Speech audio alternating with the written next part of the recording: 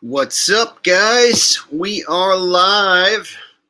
Thought we would go back to where we started from and break down some fake space. We have some new news about the James Webb Telescope, and I thought it would be fun to break down not only forgot about that about the James Webb Telescope.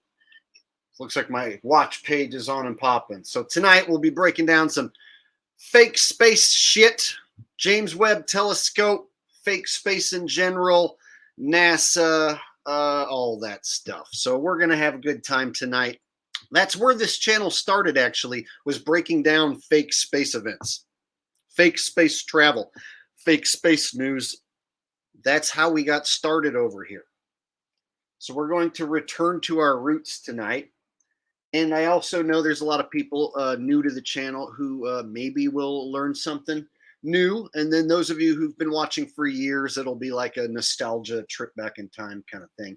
But it's new space news that we're breaking down. So it's up to date. So you get classic flat earth asshole, but new space news to break down. It's going to be good stuff. All right. So Jonna X is here. One of my beautiful mods says, hello, Jake and Q and Fee. Rose Bill, another one of my beautiful mods here. Q and Fee also in the house. He's also one of my beautiful mods. He says, I remember my first video 8 years ago. Q does some excellent videos debunking not only the globe, but also the popular flat earth model, the AE circle map with the circling sun. He debunks that. He debunks every single map and model I've seen anyone pretty much present to him. And so because of that guy, I now know that I don't know where I live. And I'm cool with that. It was actually a weight lifted off my shoulders to finally know that I don't know where I live. I'm proud to admit I don't know what this place is. I don't understand how the hell it really works. And partly because of that is guys like Q and Fee destroyed the notion of how I thought everything worked in one way or another. Not just him, but also the stuff I learned along the way, the stuff I proved to myself that was lies coming out of the TV, the government, what have you. All right, so who else is on here? Let me say hi to everyone and then we'll get started. Bruce Hansen here says, no outer space, Randy. That's right. Randy Green says, I'm trolling, my bad. Well, at least he admits it. David Yount says, with Jake, you're in for a treat. Hit the like, hit the bell. That's right. Hey, sometimes YouTube goes as far as to unsubscribe people. It has happened in the past, so I know they're still doing it. So always check the page and make sure you know that I haven't uploaded a new video. Make sure you're subbed. Make sure you click that little bell, the all notifications turned on, all that jazz. All right. Who else is here? Luis Lopez, Tom, Tom's here. All right. Dremmy says, Jake, I hope you're high enough for this one because I am. All right. I think I'm just high enough. If I get too high, that might throw me off my game. But I did get proper high, of course. All right. Jenna Lovecraft reads.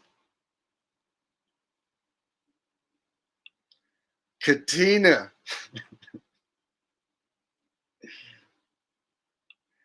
Got someone already bringing up the doot video. All right. Good times.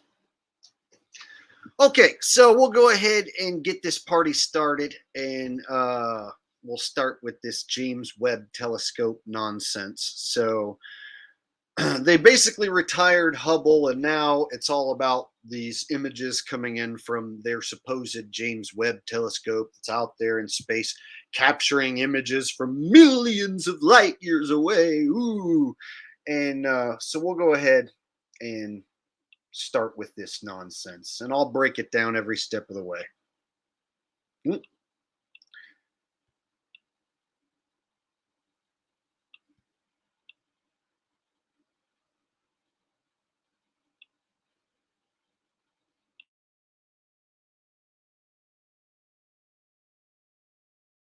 And next, my favorite kind of story in life is the kind that reminds us that we are nowhere near as close to as smart as we think we are. And oh boy, does this next one do exactly that. You know that golden telescope we humans built that's taking some mind blowing pictures of space right now?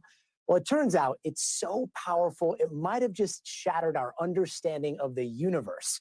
We've all heard about how the new James Webb Telescope is kind of like a time machine because it can look back to the early formation of the universe. And it's been doing just that. It has taken pictures of 6 galaxies that are some of the oldest that we've seen, but they're a little. So right away, they're claiming to be able to look back in time. They can see so far back as to where everything started and where it comes from. Do you realize how ridiculous this is? Like, if you look at what they're actually showing you on the screen when they say this, I don't know how anyone believes it, but look, this is just some pixelated red dot on the screen. They're like, we can see back to where everything came from billions of years into the past. Here's a little pixelated red dot on the screen, moron. And see, this is enough, I guess, for your common sheeple to believe that what they're saying is true. You just have to have some pixelated dots on the screen, right? Must be true because they got some what, like Atari effects on the screen. And then when you look at some of these dazzling photos like this one right here, you guys, this is a CGI artist rendition. I don't know how anyone even looks at this and still believes it's real anymore. When you look up in the sky and all you see is just twinkly little dots, how is it that this telescope flying around out in outer space, when it points towards a section of blackness, right? Maybe a twinkly dot or two, and somehow it can zoom in and get this photo of these supposed galaxies, and all these are different galaxies that have billions and billions of stars, and these are billions of light years away. I mean, I don't know how anyone can still believe this. I mean, you basically would still have to believe that Santa Claus is visiting every child's, house and coming down the chimney and shit to believe this. And yet there's still people out there who fall for these fake space stories. And I know most of my audience isn't that dumb or gullible enough, but I do have a lot of new people who started watching because of the football breakdowns I did. So I wanted to go back and break down some classic fake space nonsense. And they've been showing us pictures like this that are nothing more than just artist renditions made on a computer. And they'll tell you that this is an entire galaxy and that that's billions of stars and planets. And oh my God, so much stuff here that they somehow captured with this flying telescope that they have control of here on Earth. But they can't go back to the moon that they supposedly went to back in 1969. But they can take pictures of shit billions of light years away.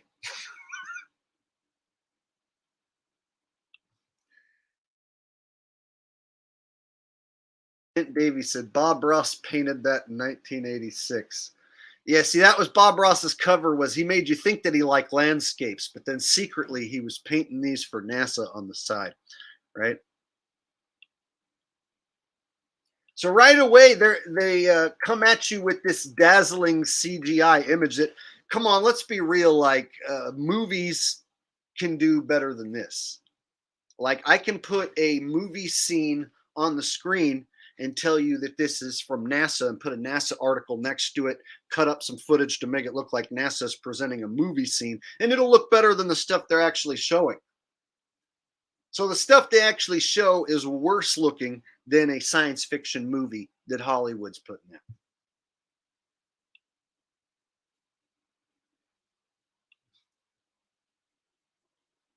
All right.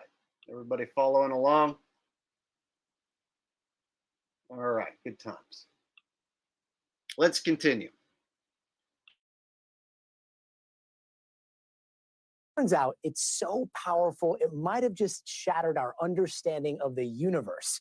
We've all heard about how the new James Webb Telescope is kind of like a time machine because it can look back to the early formation of the universe. And it's been doing just that. It has taken pictures of 6 galaxies that are some of the oldest that we've seen, but they're a little hazy, and there's a lot going on in these images. Bear with us. For one, when you're looking at these things, they're supposed to be from the beginning of time as we know it, and they're not supposed to be all that well formed. Well, guess what? These are looking a lot bigger and a lot more developed than we thought. And why does that matter? Well, for one thing, it could pretty much rewrite a whole bunch of astrophysics textbooks. So, of course, we called up the legendary theoretical physicist Michio Kaku. He's the futurist who always has me dreaming of the cosmos and the author of a bunch of books that might need to be tweaked now if it turns out that the universe is older than we think. Hey, Professor, I'm thinking of some of my favorites, the God equation, physics of the future, future of humanity. Most of them say the universe is about 13 billion years old. What if it's not?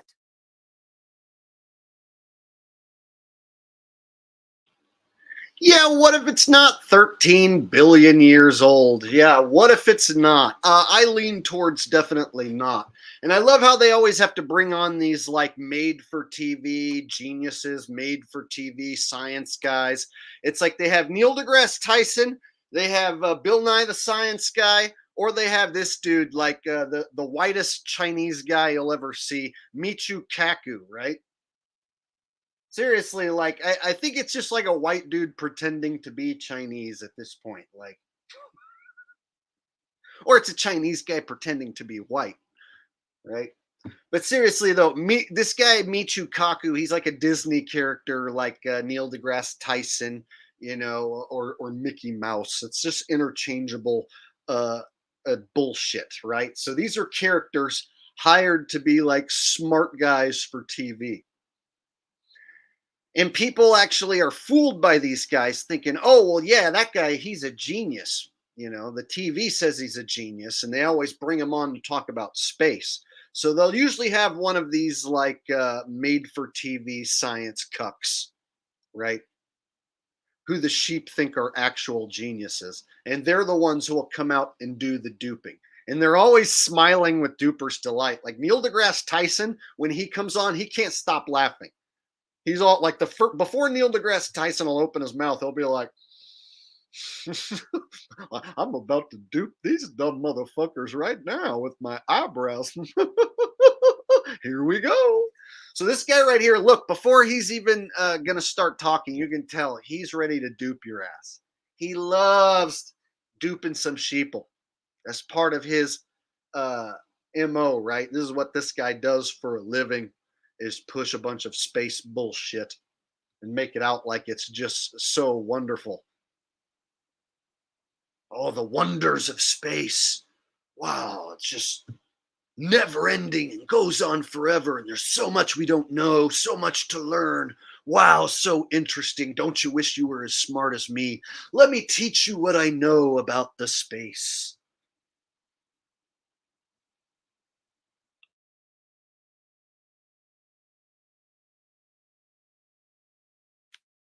Well, that's the problem. The James Webb Space Telescope is upsetting the apple cart. All of a sudden, we realize that we may have to rewrite all the textbooks about the beginning of the universe. Now, it takes many billions of years to create a galaxy, like the Milky Way galaxy, with 100 billion stars. You hear that, guys? The James Webb Telescope took pictures that are going to make us have to rewrite the textbooks. You hear that? All right, throw all those textbooks in the garbage. James Webb Telescope took some new pictures. Going to rewrite history. Hey, science, you know, you got to do what you got to do. Once you find out that you were wrong with science, then you go and you change it. You rewrite history, you know, to make sure everyone's smart and everyone knows the correct thing. Because that's what their goal is, to make sure everyone's smart, up to date, and knowing what's going on at all times. Because they're such awesome, caring, loving individuals. They want you to be just as smart as them, They want to be perfectly transparent about everything, of course.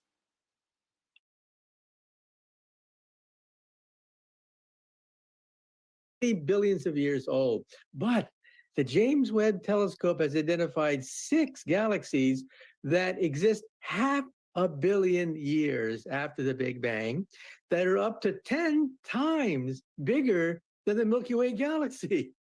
That shouldn't happen. There should not be primordial galaxies that are bigger than the Milky Way galaxy that are only 500 million years old. So there's so much bullshit coming out of his mouth, like I can't stop and explain it fast enough. Like, first off, just nonstop cartoons that they're showing you. So next to his face, just cartoons and bullshit that they can create with CGI. Much easier to just create it with CGI than it is to have an actual telescope out there a million miles away sending that shit back to you, lining up and composing all these shots just perfectly in outer space. Now, you know what's way easier? You just sit there with an artist and have him create some bullshit. Then you show it to the sheeple while some Disney character with duper's delight tells you, oh, this just blew the doors off everything we know. We just discovered all these new galaxies. Holy cow, isn't this the most amazing scientific discovery that you've ever heard? We discover all these new galaxies. Man, the possibilities are endless. Oh, God, I love it. See, they haven't stopped. See, they haven't stopped telling lies. Their whole foundation of space is built on lies. So they're telling lies to cover up their old lies. They're telling new lies. They're telling lies on top of lies, lies within lies. I mean, like I said, this guy has already spewed so much bullshit, and he's only been talking for like a minute. In like 1 minute, he's spewed more bullshit than I can break down in like a 10-minute video, right? I have to do an entire live stream. I was gonna do a 10-minute video, make a smaller video about this, and I was like, dude, this 8-minute video is gonna take me like an hour to get through and explain all the bullshit.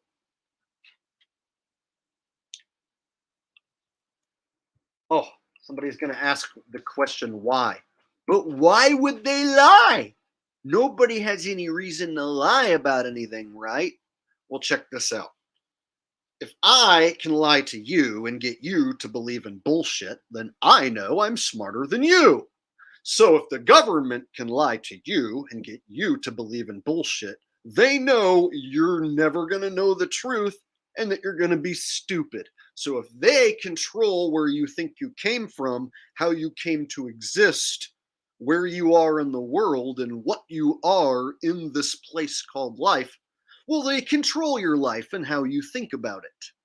So I know that I'm not on a spinning ball in outer space, and I didn't come from a magical explosion billions of years ago, and that they can go back and see it with a telescope.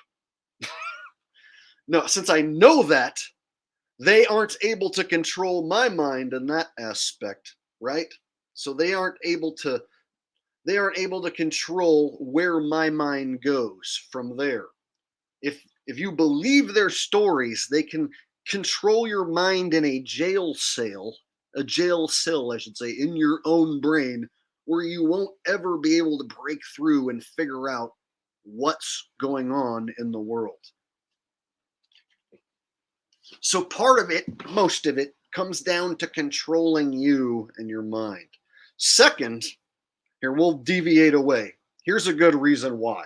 People are like, why would anyone lie about anything? Well, there's always money. So when in doubt, look for the money. So I can type in NASA's budget, and then I can bring you this number right here. Each year, federal agencies receive funding from Congress known as budgetary resources. In 2023, National Aeronautics and Space Administration, NASA, had 14.86 billion distributed amongst its subcomponents. 14.86 billion in 1 year. 14.86 billion in 1 year. So remember last year and the year before and the year before and the year before and the year. They've been doing this a long time. So just do the math on all the billions that they have racked up to go to fake outer space. And see, it's a lot easier to fake it than it is to go. And they'll say the opposite. No, it's easier to go than it is to fake it. You know how many people would have to be involved? With this kind of money, you can easily hire artists and actors and put on a pretend show for the people here on the ground and say, we go to outer space. And that's exactly what they've been doing. Pretend to go to outer space while they steal your money. So not only do they steal your mind and control your mind, they steal your money at the same time while you cheer them on. Oh, we're going to go to Mars. Elon Musk is going to take me to space. They've got puppets like Elon Musk and sub-agencies like SpaceX, which is also NASA. SpaceX is NASA. NASA is the government. So they're tricking you into thinking one day you're going to go to space and you're going to experience all this. No, you will not. You will never. All right. So there's a little why for you. To control your mind and the money. And I really don't need more reasons, but there are plenty more reasons. Tommy Mayer with a donation and a super sticker. Thanks, buddy. I appreciate that. Tommy Mayer, first donation of the night. Thank you, buddy.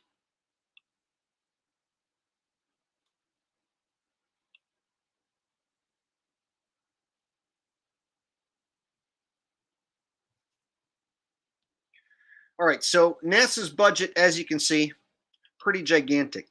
And that comes from the taxpayers, right?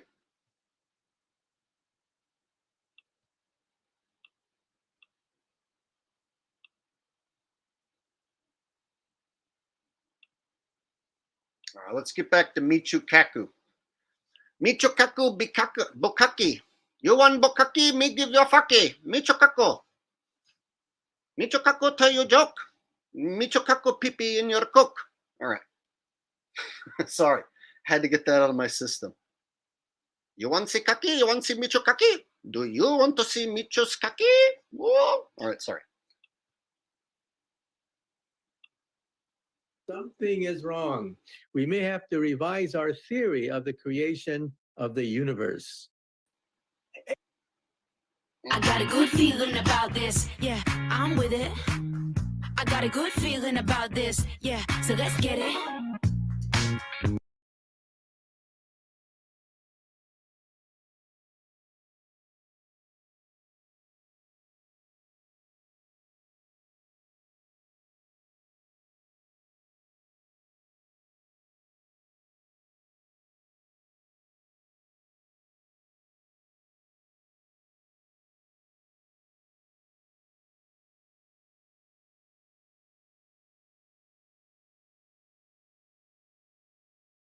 A universe that's much older than we think it is, and we're also possibly looking at maybe this is an optical illusion. Are those the two options here? That's right. Some people say it's an optical illusion. You see, according to Einstein, gravity can act like glass. The glass, of course, you can make a magnifying glass. With gravity, you too can bend space and time to create a gravity microwave, a magnifying lens. So you think that these galaxies are huge when they're actually baby galaxies. Now, I personally think that the solution to the problem is these are not baby galaxies at all. Like, dude, this guy is spewing so much bullshit that, like, I can't. Every other word out of his mouth, like, now we're at these are baby galaxies. No, these aren't baby galaxies. Like, bro, baby galaxies? Like, isn't a galaxy supposed to be a gigantic clusterfuck of stars and planets and all this shit? Like a gigantic cluster, right, is a galaxy? No, these are baby galaxies. But they're not baby galaxies at all. And then there's like 13.8 billion years up on the screen. Big Bang Theory. He says the word Einstein. Let me tell you, Einstein was another fake genius. They've been giving us these fake characters like Neil deGrasse Tyson since long ago. So they have fake characters that go back like Einstein. And it's always there to trick the common man that there are these geniuses figuring all this shit out for you and teaching you. And really, they're just tools of the government, puppets of the government, figureheads, if you will. And so this figurehead brings up a past figurehead known as Einstein. Do you follow? And then they've got Big Bang Theory up on the screen, the fake theory of where you come from, along with 13.8 billion years old. Yes, this big, gigantic random number they pulled out of their ass. Jake's Ionorino. Jake Ionorino with a donation says it's really hard to break people from the spell they are under. Not only NASA, but the shots, the fake politics, all of it. They like being asleep. It really is, but it is something that I have done, since the beginning of this channel.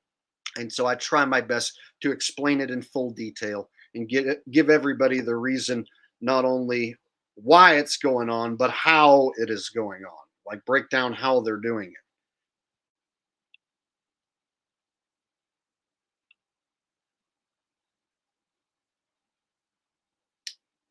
All right. See, and they also have the Big Bang Theory show, right? With all those nerds who they like to portray as being so smart and funny. That stupid show that I don't know if anybody still watches. I don't even know if it's still on, but so they had that show. So it's like they're even promoting these other shows, mainstream shows that also promote mainstream science, right? Basically everyone in that show was a science cuck, right? See, so these little things you might not notice that they put on the screen, and then the shows and the characters in the shows, it's all a big web of deceit meant to make you feel like you're too dumb to figure it out. So listen to these smart people. And if you want to be smart, you need to learn what these people are talking about and agree with them. And then you can be as smart as them, right? So if you're dumb, just let Michio Kaku explain what's going on. And if you can't wrap your head around that, well, it's probably because you're just not as smart as him and you just didn't go to school long enough. That's how they want you to feel. Like this guy somehow went to school, learned a bunch of knowledge, and became really smart. And he's so smart that he's here on TV trying to teach you about the world.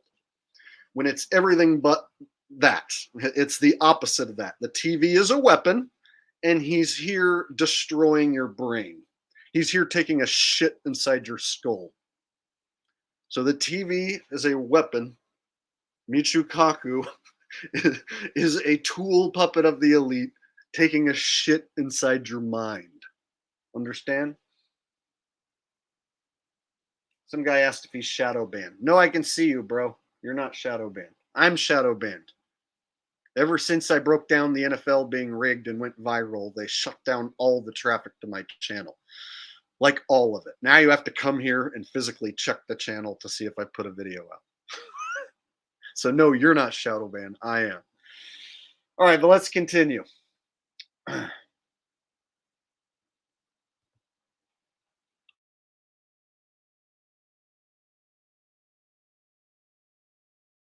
They're actually monstrous black holes. Black holes that formed after the instant of creation. That's baffling scientists because they don't fit in the normal sequence of the birth of a galaxy. So I personally think that we're actually looking at monster black holes where perhaps new laws of physics are emerging. And again, if you can figure all this out, there could be a Nobel Prize waiting for you. I'm sorry, you're saying that these galaxies, these 6 galaxies that look kind of like galaxies are actually black holes? Yeah, that's one theory, because we think that at the center of our own Milky Way galaxy, there is a raging black hole that is 2 to 3 million times. Okay, so now the galaxies are black holes. Don't you just love this nonsense? All right. And I missed a super chat. Let me go back and grab it. So now we went from these are galaxies to tiny galaxies to now they're black holes. We're gonna have to go back and play that again because this guy has said so much nonsense and spewed it all together like a science cuck word salad, a space science cuck word salad. Let me go back and grab that super chat I missed.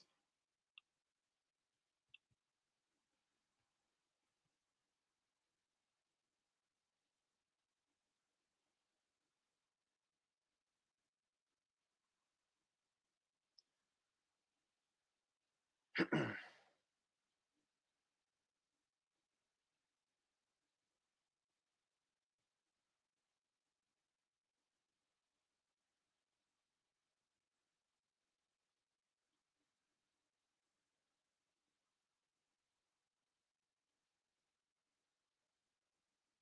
right, here it is.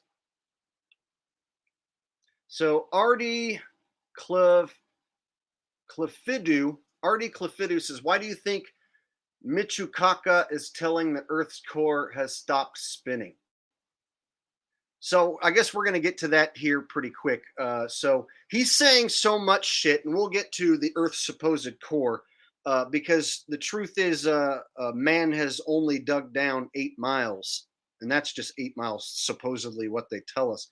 And so they don't even know what's down there, right? So they're just making shit up as it pertains to an Earth's core because they've only dug down 8 miles. Anything below that, they're just going to be guessing. And since Earth is not a ball, them saying that them talking about the core or showing any pictures or depictions of what it looks like is purely just artist renditions, no different than like bullshit what we're seeing here. CGI artist renditions.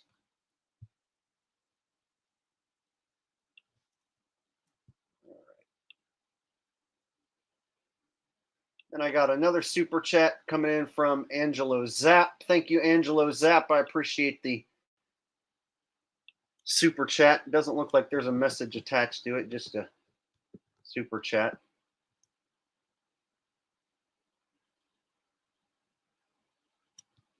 So thank you, Angelo Zapp.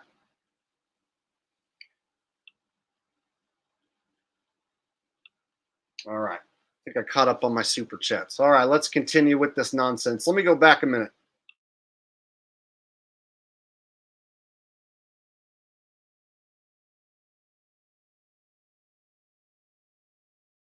So you think that these galaxies are huge when they're actually baby galaxies. Now, I personally think that the solution to the problem is these are not baby galaxies at all. They're actually monstrous black holes. Black holes that formed after the instant of creation. So what about all those black holes that look like, holes? Fucking black holes. So now black holes have red shit flying out of the screen, basically. So now black holes look exactly like baby galaxies, which look exactly like galaxies. Do you understand what they just did here? Galaxies. No, these look like galaxies, but they're black holes. You guys showed us a picture of a black hole before, and it was a fucking hole on the screen. A black one, like if you picture a black hole in your mind, do you picture what's on the screen here, or do you picture a fucking black hole? So now they're saying black holes and this are the same thing. And now if some globe cuck is here, he'll be like, yeah, duh. Don't you know anything about science? You're stupid. Everyone knows that those are black holes. Of course those look like black holes. So basically there are science cucks who will say Jake the asshole is stupid and he failed science class. He didn't go to school. He doesn't know anything. He's retarded, blah, blah, blah. And then they'll go on to say, look, these are clearly black holes. Craig, fight the fat ass flat earth lover, or fight the fat ass globe cuck, I should say. He calls himself Fight the Flat Earth. He would look at this screen and be like, those are black holes. I would recognize a black hole anywhere. Let me check my glasses. Yep, these are indeed black holes, as black as they come, as black as the night. I see the blackest holes I've ever seen, as black as Simon Dan's butthole, isn't it? Simon Dan would be like, Jake the asshole is experiencing personal incredulity. He thinks that these aren't black holes and that this is CGI artwork. He thinks this is an artist's rendition. Personal incredulity. These are the blackest holes. These are blacker than black itself, of course, isn't it? So they have these English Nancy boys who will make videos about me anytime I say that this is fake. They'll be like, it's not fake. It's clearly a black hole. You can't prove it's not a black hole just because you say it's not. Mike B coming in with a donation says, Jake, shh, baby galaxy's sleeping. I'm going to wake up the baby. No, they're not baby galaxies, bro. They're baby black holes. Baby black holes. Ew.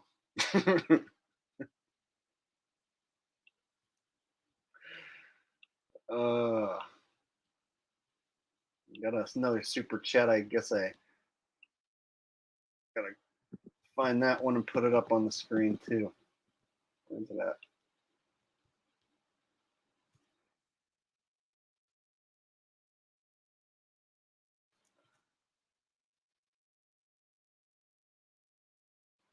Okay.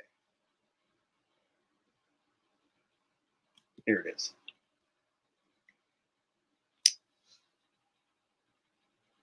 All right, got a donation coming in. So Stephen Hawking was a fraud too. He was a vegetable with someone speaking through his voice machine. Yes. So Stephen Hawking was a fraud. They had several different Stephen Hawkings. And so they could have used some humans to play the part. And they also could have used like a wax dummy.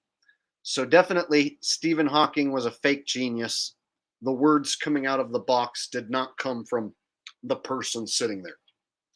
So the vegetable that they wheel out, or the wax dummy that they wheel out, does not actually say what comes out of the speaker. And anyone who believes that, well, you're mentally deficient, to say the very least. Thanks for the donation, Mass Martyr. I appreciate it.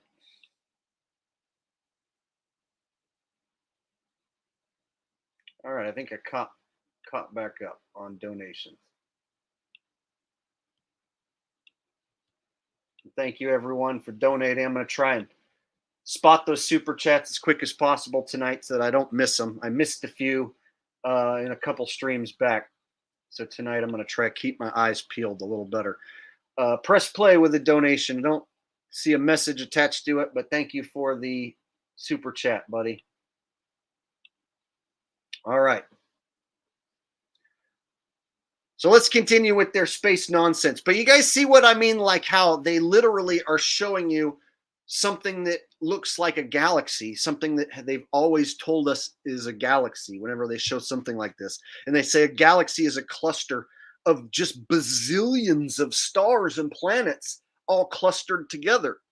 And so they're showing us what they've always told us is a galaxy. And now they're like, psych, it's a black hole. It's like, dude, you guys have shown us black holes and they don't look like galaxies. Like, what? See, so now it's like they can just show you anything and say that it's anything. And people are dumb enough to be like, I guess galaxies look like black holes now, right?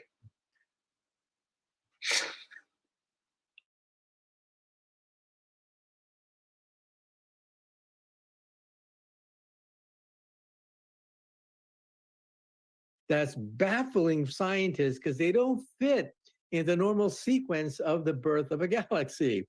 So I personally think that we're actually looking at monster black holes where perhaps new laws of physics are emerging. And again, if you can figure all this out, there could be a Nobel Prize waiting for you.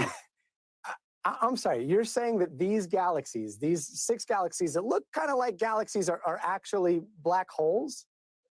Yeah, that's one theory. Because yeah, that's one theory. Okay, so they're not black holes. It's just one theory. Oh, fuck. So they could be black holes. So now galaxies are maybe black holes.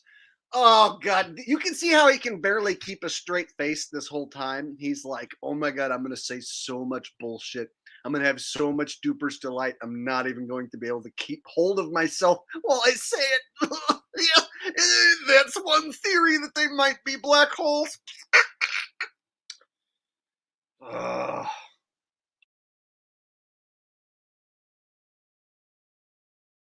Because we think that at the center of our own Milky Way galaxy, there is a raging black hole that is 2 to 3 million times more massive than our sun.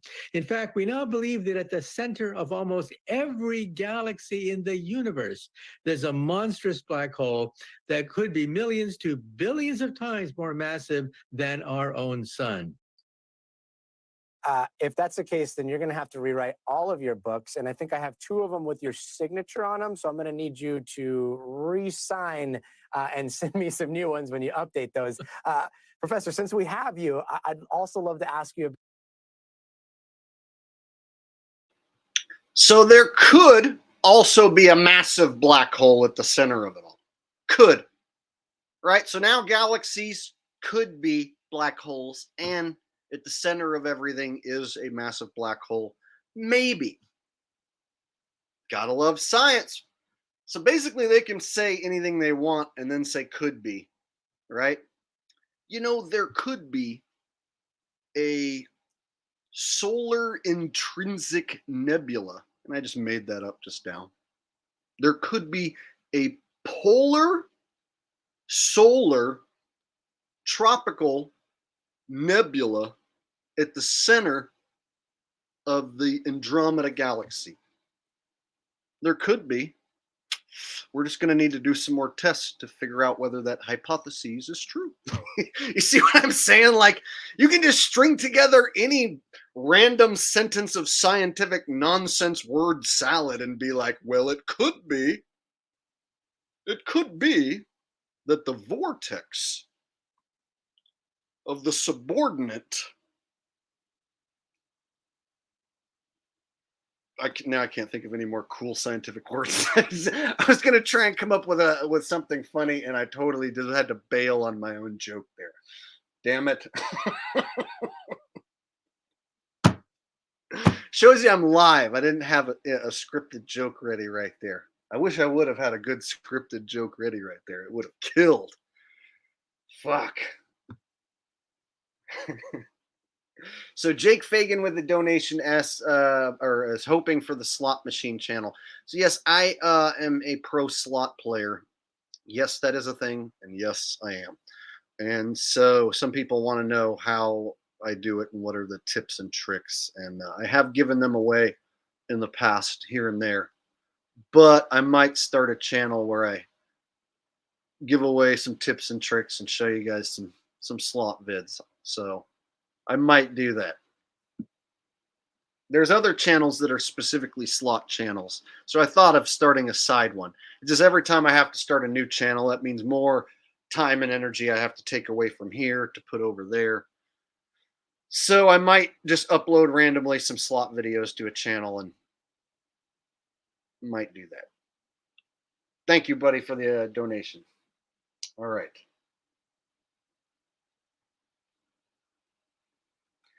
All right, guys, if you guys are enjoying yourself so far, smash the like button, and we're going to continue with this video. We got a lot more fun stuff to get into here. This is just the beginning. The fun has just started, baby. So smash the like button. Right now, let me look. I only have 230 likes or so. So let's get that up to 250 at least. I'm going to hold the stream hostage until we get to 250. All right? You're going to do 250. Otherwise, I'm going to shut this shit down. All right, you guys take direction pretty well. We're already up to 255, up to 265. All right, you guys take direction really well. You know what? While we're at it, let's get to two. Never mind. You guys, I was going to say 275, but we already got it. Okay, so let's continue.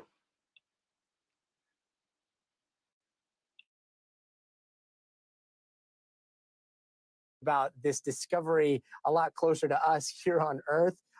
It's another thing that I think you know a lot more about. Apparently, we just discovered that there's a fifth layer of our planet deep inside of Earth's core. What kind of knowledge do you think that could potentially unlock? So the bullshit doesn't stop with the James Webb Telescope taking pictures of the galaxies that also could be black holes. No! We got more for you. Scientists, you know, that group of scientists, collective scientists, scientists in general, All scientists, every scientist, specific scientists, you name a scientist, that's probably who they're talking about. So according to Reuters, which is like one of the only news sources in the world, right? Says scientists discover core deep inside Earth, a solid ball of iron and nickel. So now the supposed molten core out the window, now it's a solid core. And scientists, you know their names, Fred, Bob, Joe, Helen, Michael, all those guys, those scientists, they of course figured it out. My dad likes to say that. Well, scientists are saying blah, blah, blah, blah. Whenever anyone starts a sentence with scientists say, it's always bullshit afterwards, pretty much. Well, scientists say that there maybe is baby galaxies that are maybe black holes. Oh, thank you. I'm glad that scientists said that. Now I know that maybe that's true. Thank you. Oh, gotta love the scientists. All of them, you know, collectively. They discovered core deep in Earth. Okay, let's figure out, let's hear how they did that. Yes, Rose, experts agree, exactly. Well, all the experts, you know, the people who know more than you, went to school longer than you, and are smarter than you because they're experts. Yeah, they all agree that they found a solid ball of iron and nickel inside the core. Duh. If you don't know that, you're stupid.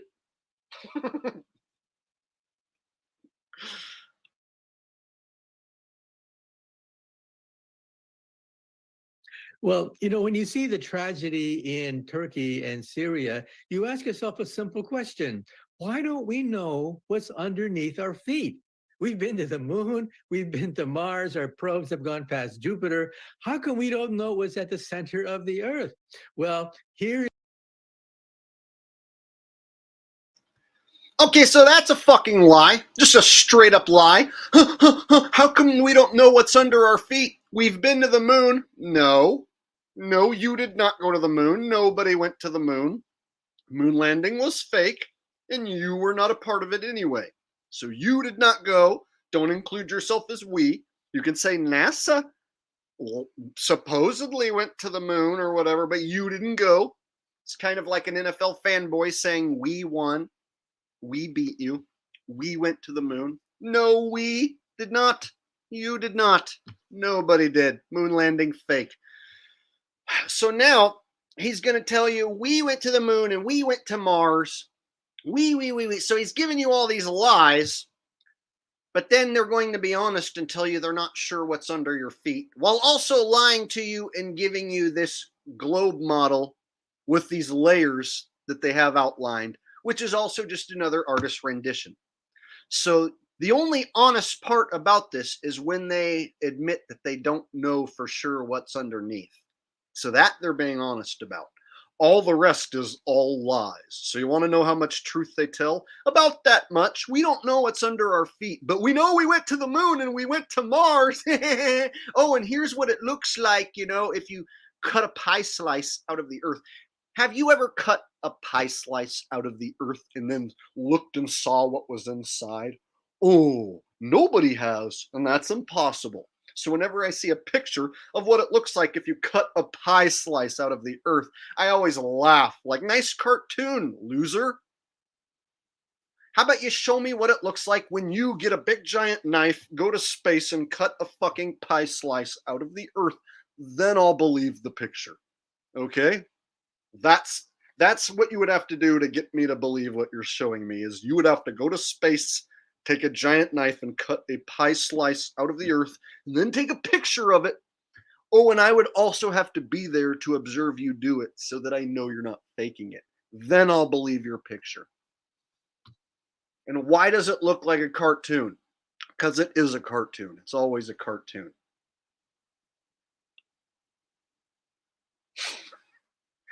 Right? So they have this cartoon ball, and then what a cartoon looks like if you were to cut a pie slice out of the cartoon. Let me tell you something. You have never left the Earth's surface and seen the Earth as a ball. Michio Kaku has never left the Earth's surface and went to outer space and saw it as a ball. Neil deGrasse Tyson has never seen the Earth as a ball. Bill Nye the Science Guy never saw the Earth as a ball. Einstein never saw the Earth as a ball. None of these supposed science experts, these cucks, have ever seen the Earth as a ball. Who are the only people who have seen the Earth as a ball? Oh, this very small handful of people who work for the government. NASA, a space agency branch of the government. And then other agencies tied back to NASA, the government, like SpaceX, right? Blue Origin, tied back to the government. You can't go to space without clearance from the government, so you have to work alongside with the government. Just type in SpaceX and NASA, and you'll see they work together. It's no secret. So every agency that's ever claimed to go to space, anyone who ever claimed to go to space, all tied back to the government. And so the only people you get to hear from who will tell you that they personally have went up and seen the Earth as a ball are like astronauts who are lying on behalf of the government. You yourself, you personally, you, everyday average Joe, everyday average Jane, you will never see the Earth as a ball ever. Space tourism travel, that's not going to happen because it's not real. So you will never see the Earth as a ball ever, because it doesn't exist, which is why they have a cartoon ball for you and cartoon pie slice that's been taken out of the ball. While Michio Kaku, who says that black holes and galaxies are the same thing, tells you that we don't know what's under our feet, but we know we've been to the moon and we've been to Mars and we know all these stuff, but we don't know for sure what's down there. But let me give you my best guess because I'm Michio Kaku. All right, got some more donations coming in. Says they are hiding land with advanced civilization, keeping us quarantined in what we think Earth is. Columbus didn't prove Earth was a ball either. No, the Columbus story is bullshit. So definitely more land, I think, is a strong possibility. Keeping us quarantined like cows. They're keeping us like cattle, herded into these certain areas. And there could be gigantic continents of land that we are not told about, that we don't know about. So I think, there could be celebrities that get to retire and go hang out in one of these pieces of land where us sheeple and people don't exist over there, right? So we basically are like cattle, and the cattle think that they live on a spinning globe Earth and were created by the Big Bang Theory. And meanwhile, you might actually be stuck in a big giant jail cell disguised as a country, right? And what you don't know is there's more land and more places and more resources. So why would they lie? How about more land and more resources? Just like this guy's talking about. That's a good reason to lie. Not just to control your mind, not just the money. More land, more resources. If there is more land, there's more gold, there's more silver. If there's infinite land and it keeps going forever, well, then there's infinite gold and infinite silver, and resources are infinite. But if they keep you from figuring that out and keep you enslaved inside this little mental jail cell, you will never figure that out. And you'll think it's crazy that could even be possible. Too many people would have to be involved. Oh, just enough people to keep you enslaved while they all collect billions is just enough to do it. The people at the top who make all the decisions and keep us all enslaved, they seem to get the job done pretty well, while idiots at the bottom think there would have to be too many people to lie to me. Nobody can lie to me. There's no way. Everyone would have to be in on it. They can't get that. I'm too smart to fall for that. So that's your common idiot sheeple. Thinks that what I just told you is just too big of a conspiracy. Can't be true. Meanwhile, Michio Kaku is telling you these galaxies are black holes while showing you a cartoon. Retro Bill says nothing but Gobbledygook Jake, please nip this in the bud and expose the chink in this guy's armor. I like the way you emphasize chink. Yeah, he's the whitest Chinese guy I've ever seen.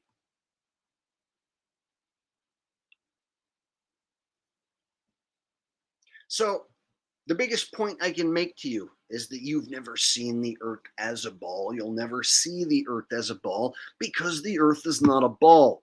So what is this place and how does it work?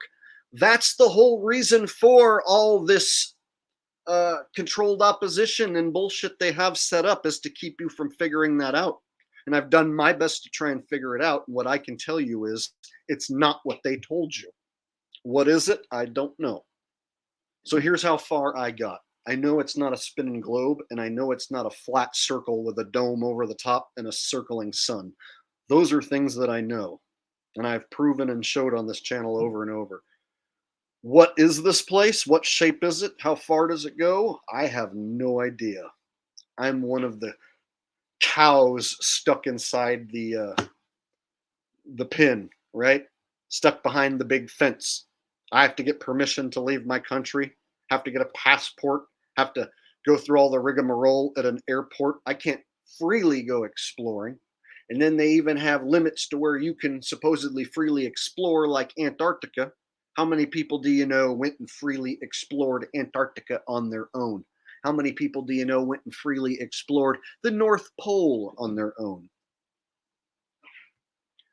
So there's places where all the countries come together and they agree you're not allowed to go there.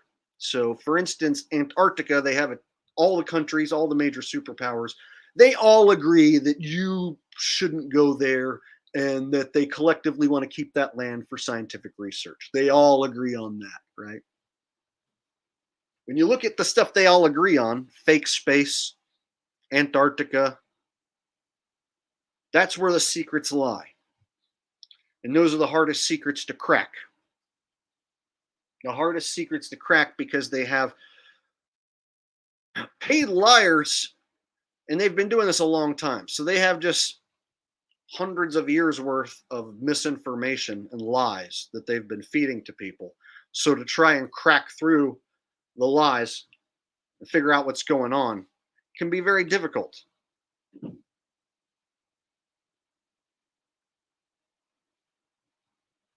All right, let me get back to the video before I ramble too much.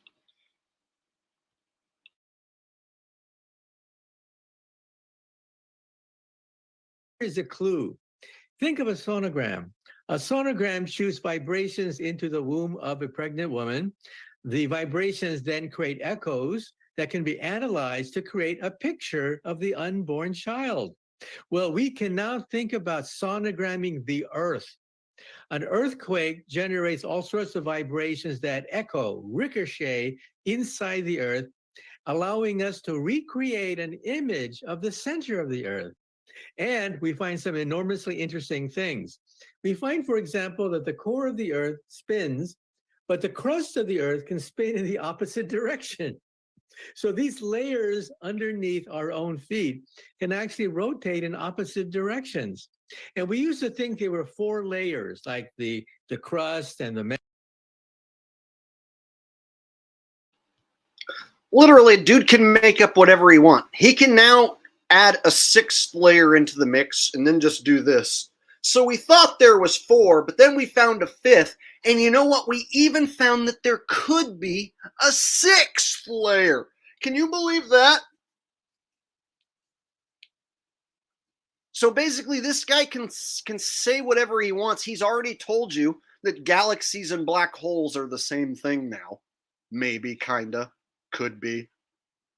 So he's already given you so much bullshit. Now he can just be like, we discovered a new layer. So the same way we can see a baby inside of a lady's belly, we can see the layers, man. You see? See how we can see because of the baby? It's the same thing. It's like, how can he personally prove any of that? How can Michio Kaku or you or anybody, a regular person, prove any of this horse shit? You can't. So you always are stuck having to trust the smart guy who gives you the load of bullshit. You have to trust Michio Kaku. He would never lie. You have to trust Bill Nye the Science Guy. He would never lie. You have to trust Neil deGrasse Tyson. He would never lie. You have to trust Fox News. They would never lie. You got to trust NBC. They would never lie. So you have to look at who they're giving you, the person that they're parading in front of you. It's always one of these science cucks, right?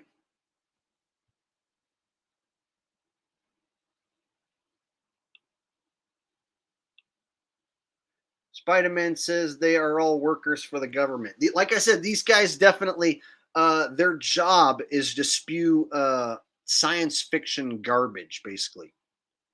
Pure science fiction horse shit made to dupe your common sheeple. And sheeple are so stupid nowadays, not only will they line up for a jab, they'll let this dude say that black holes and galaxies are the same thing now, while showing you a picture of CGI, and they'll gobble that up in a second.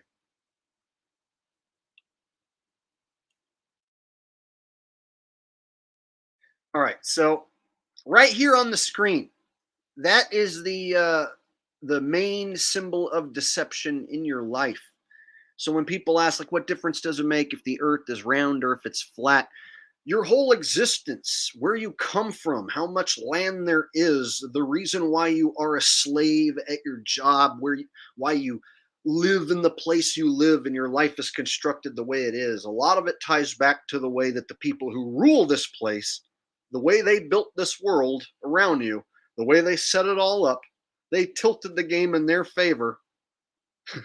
And the only way to figure that out is to figure out that where you live is not what they tell you.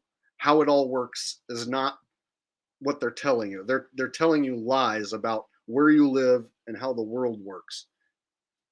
So the only way to get to the bottom of their lies, or even start to figure out the level you're being lied to, you got to figure out first that you don't even live on this thing you thought you lived on all your life. You don't live there. That's the biggest symbol of deception.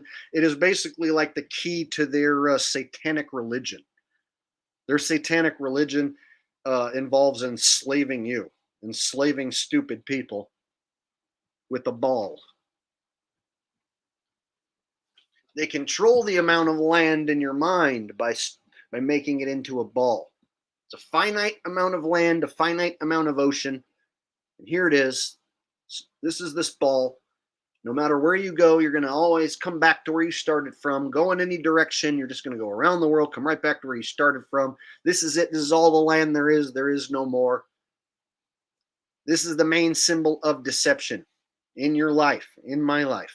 The whole reason I started this channel was because it blew my mind when I figured out that this is not real. I figured out this was not real, and I was so compelled. I started this channel like 8 years ago to tell people this.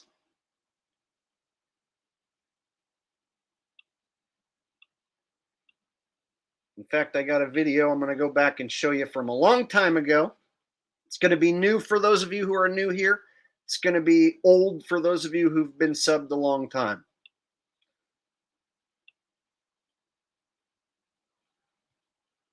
It's blue marble, 100% debunked. The blue marble in all her glory, the most widely used image of the earth. This image has been used over and over and over again for decades. In my opinion, it's one of the most realistic looking images of the earth from space. Now, NASA claims they don't have very many authentic photos from space, but they claim this one is authentic. They say the photograph was taken by astronauts on December 7th, 1972 at 5:30 a.m. Eastern Standard Time. It is one of the most widely distributed photographic images in existence. The image is one of the few to show an almost fully illuminated Earth disk. Earth disk? That's an interesting choice of words. Okay. and the astronauts had the sun behind them when they took the image. To the astronauts, the slightly gibbous Earth had the appearance and size of a glass marble, hence the name.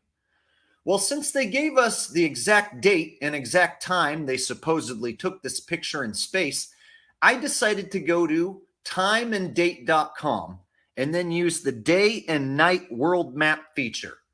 Now, this website is really cool. It'll actually show you which countries and continents are in daylight and which countries and continents are at nighttime at any given time that you type in.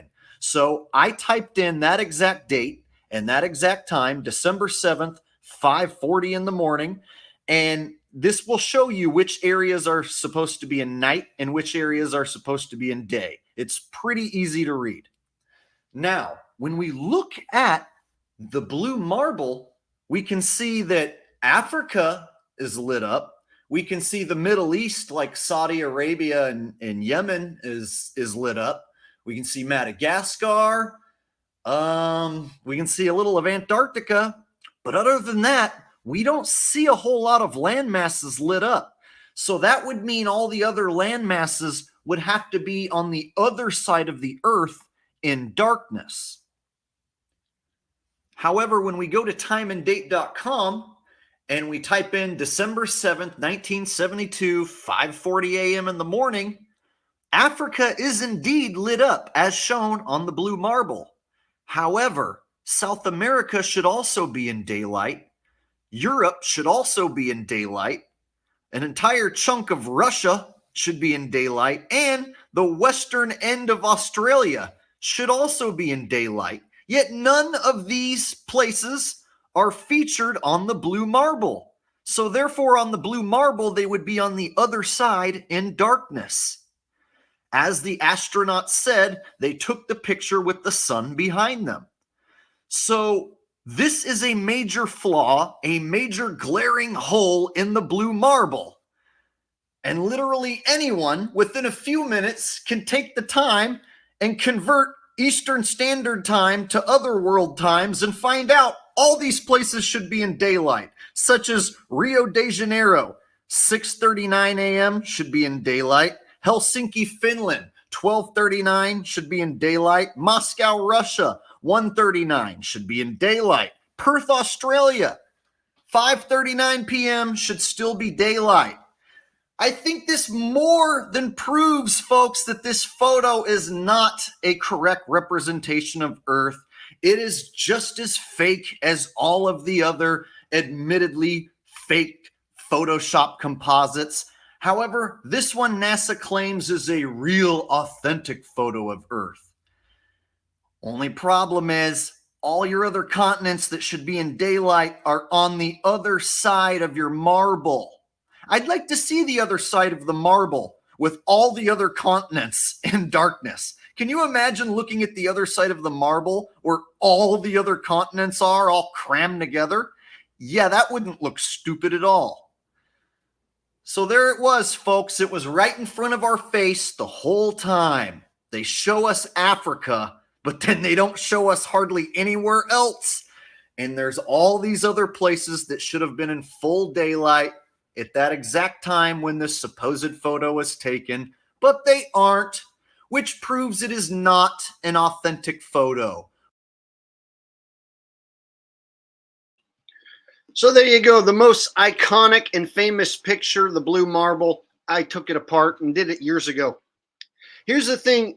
Every single Globe Cuck channel, and Globe Cuck channels are like Simon Dan, Fight the Flat Earth, basically any channel whose content is all about making fun of flat earthers, debunking flat earthers. They all attack this video. So every single Science Cup channel made a video debunking me. And they basically just say I'm wrong and that those countries on the sides are in daylight and the sun's so big and the light rays can totally reach the sides of the ball. So they basically just say that the sides of the ball where the countries are totally lit up. And so They always have excuses. They always have controlled opposition there, to where anybody like myself who comes along, or Q&F comes along, and Q&F knows what I'm talking about. They always have a science cuck shill, controlled opposition, professional shill to come along and say that your video is bullshit, do a fake debunk of your video. So that video that you guys just watched, like, all the science cuck channels attacked that video, but it's clear as day that it's a fake photo. All right. So let me get back to the Michio Kaku video, because it's still not finished. I just want to break it down step by step and show you every single thing that they're showing you on this video is a lie. This is like some of the biggest lies NASA has ever told in this video right here. So Michio Kaku, in this James Webb Telescope interview here, they did this like 3 days ago. This has like so many lies that, like, it's going to take me, like I said, like an hour, 2 hours to just get through an 8-minute video, because I can't just tell you, oh, he's lying, oh, he's wrong. I have to kind of show you like why and how. And so for me to just get through this 8 minutes of nonsense just shows you that, like, this guy told so many lies. He wove so many lies into one gigantic bullshit story in this video that we're still not even finished, that there's still more to get through, right? So we just got through this image of the blue marble. So I just showed you the blue marble image is bullshit, and this is the most famous, iconic image of your supposed world where you live. And so 4 layers inside the Earth. Recently, we picked up evidence of a fifth layer at the very center of the Earth. So we're now basically sonogramming the Earth. And maybe, just maybe one day, we'll be able to use artificial intelligence and supercomputers to tease apart these echoes so that we can get earthquake prediction. We're not there yet.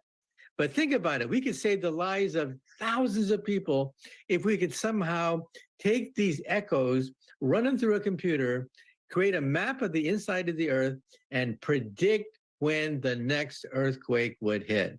I think the people of California would really like that day.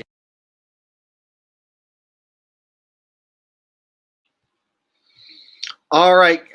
So now he's saying that they can even use this sonar technology to see what's inside the core of the Earth. And then they can also predict when the next earthquake's going to happen. Let me tell you what, they can artificially induce earthquakes. And the way that earthquakes happen that they've told us is also a lie. And so the government can create earthquakes in certain areas if they want to, right?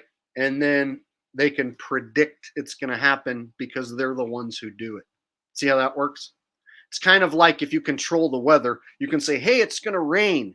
And then you can move a storm into that area, do some cloud seeding with some airplanes and make it rain. So if they can control the weather and then tell you, hey, we're pretty sure it's going to rain, same deal applies here. They're going to do a sonar of the Earth, figure out what's in the core.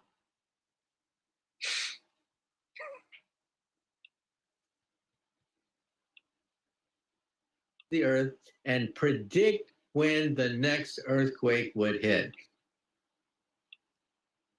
So of course that means they can predict when the next earthquake's going to hit. You see how that works? So now they can tell you, oh, guess what? You guys got 24 hours to leave your home because there's going to be a huge earthquake. Better get out of here. Uh-oh. I think I just figured out what one of the next major psyops is going to be. Imagine, if you will, a city of millions of people like Los Angeles. And imagine 24 hours notice. What would happen if they were like, Booga! Booga! Attention! There's going to be the biggest earthquake that ever happened. We're totally sure. Michio Kaku and Neil deGrasse Tyson all figured it out already. All the experts agree. Going to be the biggest earthquake you ever saw. And then cops and FEMA shows up and all that shit, the UN, and they're like, there's totally in the next 24 hours going to be the biggest earthquake ever. Everyone has to leave the city. Mandatory evacuation. Out, out, out. Ooh, that's going to suck so bad when something like that happens, because people are going to, like, of course, buy into it.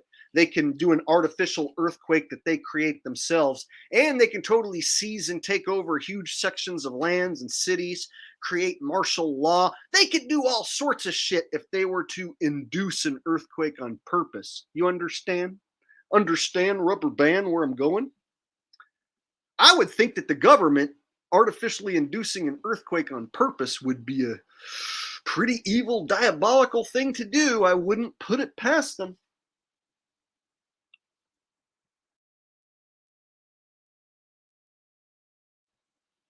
All right, looks like I missed the super chat. Let me go back and snag it. Think about that. They predict an earthquake in a major city and only give you like 24 hours notice, 48 hours notice. Imagine the oh my God, imagine the crowds hitting the freeways at once. Imagine the supermarket shelves like getting cleared out and like people looting and destroying. I mean, who knows what could go down if they were like 24 hours, you got to leave your house. There's going to be the biggest earthquake ever. We're demanding. It's mandatory that you leave because of the earthquake. And then they can come in with all their troops and shit under the guise of cleaning up the area, saving people. Shit, somehow I missed the super chat. Geno X says, great stream. Science is the new religion. Next is to implant thoughts with biotech. So Geno X with a donation says, science is the new religion. Next, they want to implant biotech so they can read your mind, hack humans. That day has already come, bro. So that day is already here. So there already is little nanobots probably already inside the majority of us, whether you took the jab or not. They probably found a way to get some shit into you to monitor you. I am thinking that by now they probably have little nanobots that can get inside your body and then like get inside your eye to where they can see what you see. Imagine if the government could see what's out coming, like your vision. Imagine that like they could see like on a screen what you see with your eyes. If I can think it, you better hope that they haven't invented that. You better hope no one with enough money ever wanted to see out of your eyes or anyone's eyes. But that's for another stream, another day. Let's stay on topic. I can go on and on and on. Thank you, Gino, for the donation, buddy.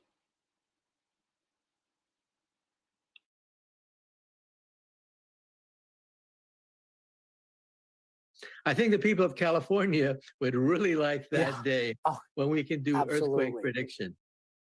I'm saying. You see what I just said? I think the people of and I hadn't even finished this video. I don't even know what he's going to say next. He said the people of California would really appreciate earthquake prediction.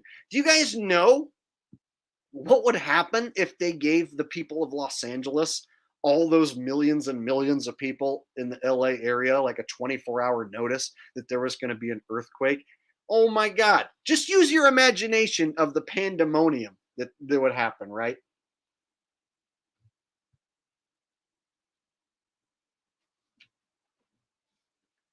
Imagine how insane people would go. Imagine what the freeway system would look like. And then once a shitload of people left town, imagine what like criminals and looters would do to the city. And then they could artificially, I'm not sure exactly how they do it, but the government control everything. They can shake the area up a bit, and it might not even be that bad. And then they could totally just come in with troops and seize the area, martial law, God knows what. So basically, he's kind of making it out like this technology to give you a forewarning about an earthquake is amazing. And shouldn't you just be so appreciative that they're going to give you this warning? Not so much. Not so much.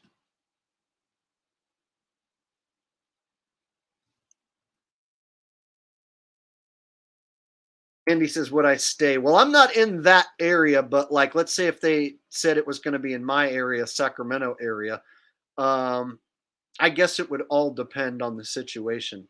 See, I don't have a home or anything. I'm just renting a room. And so I don't have as much to lose by leaving either. You know, I could, if I wanted to, just pack up, load up, and head out if I needed to. But also, if I felt like it was just pure bullshit and I could get away with staying, then I would just stay and ride it out.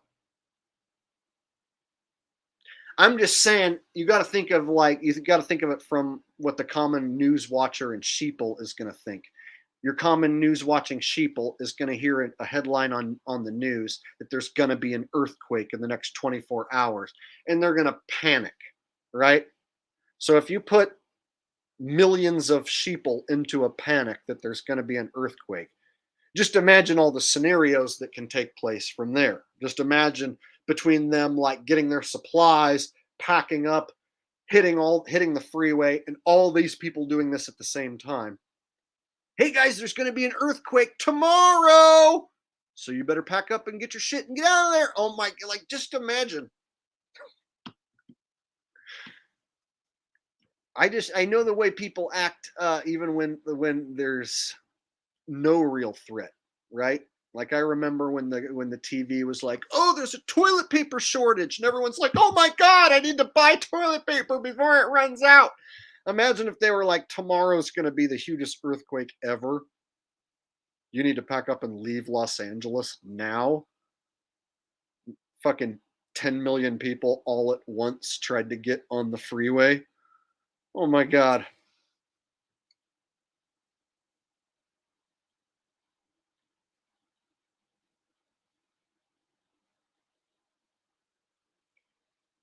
Okay, let me try and get through this.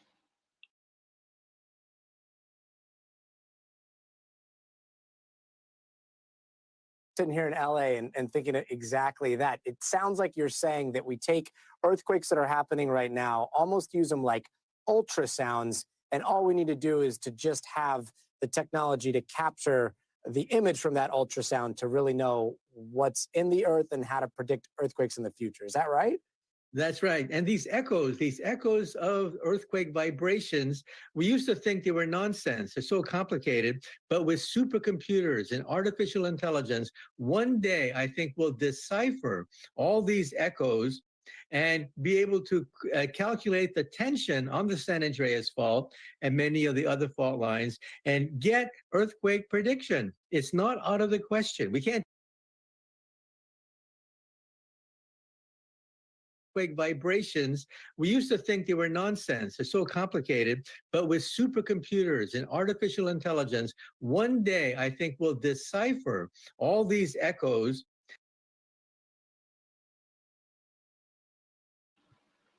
One day with supercomputers and artificial intelligence, we will decipher these echoes. Man, the level of science fiction here is off the charts. I got to give this guy credit for being able to tie in like so much bullshit and science fiction together.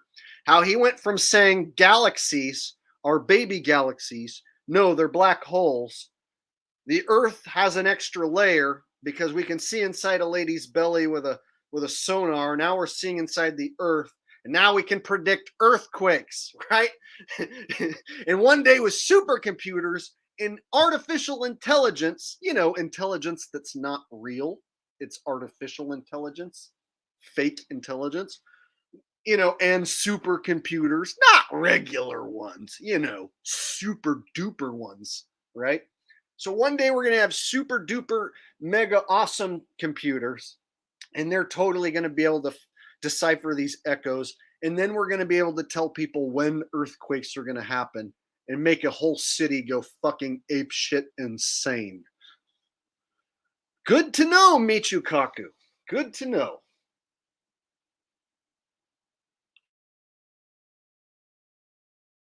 and be able to calculate the tension on the San Andreas Fault and many of the other fault lines and get earthquake prediction. It's not out of the question. We can't do it yet. But I think with supercomputers and artificial intelligence, we may be able to decipher the echoes inside the Earth, giving us a snapshot, a sonogram of the Earth itself. Professor, always a pleasure to speak with you. I know you have a lot of work rewriting some of your amazing books as we speak. Thanks so very much for joining us. My pleasure. Anytime.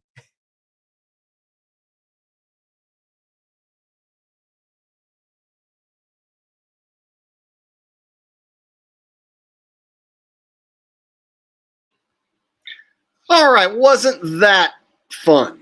Didn't you learn a lot about science? So what we learned is that the James Webb Telescope can see back in time. It can see billions of light years into the past, right?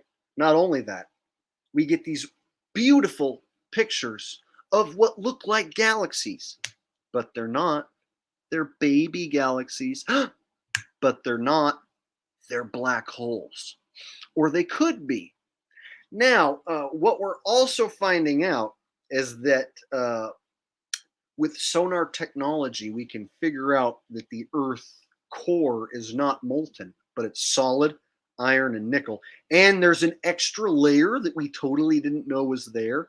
And as this technology advances, we're going to have supercomputers, artificial intelligence. We're going to be able to predict when earthquakes happen. It's one hell of an 8-minute video. You guys realize the amount of bullshit that they shoved into one 8-minute video? And your common sheeple, they wouldn't even blink. They wouldn't bat an eye. They would hear that while they're making coffee on their way to work or whatever, and they wouldn't think twice about any of that being bullshit. Whereas, like, I can't get through like 2-3 seconds without having to stop the video and be like, okay, let me tell you why that's bullshit and why it's not true and why it's ridiculous. See, so that was just an 8-minute video, and it was just cram-packed with more bullshit than you could possibly imagine. All right?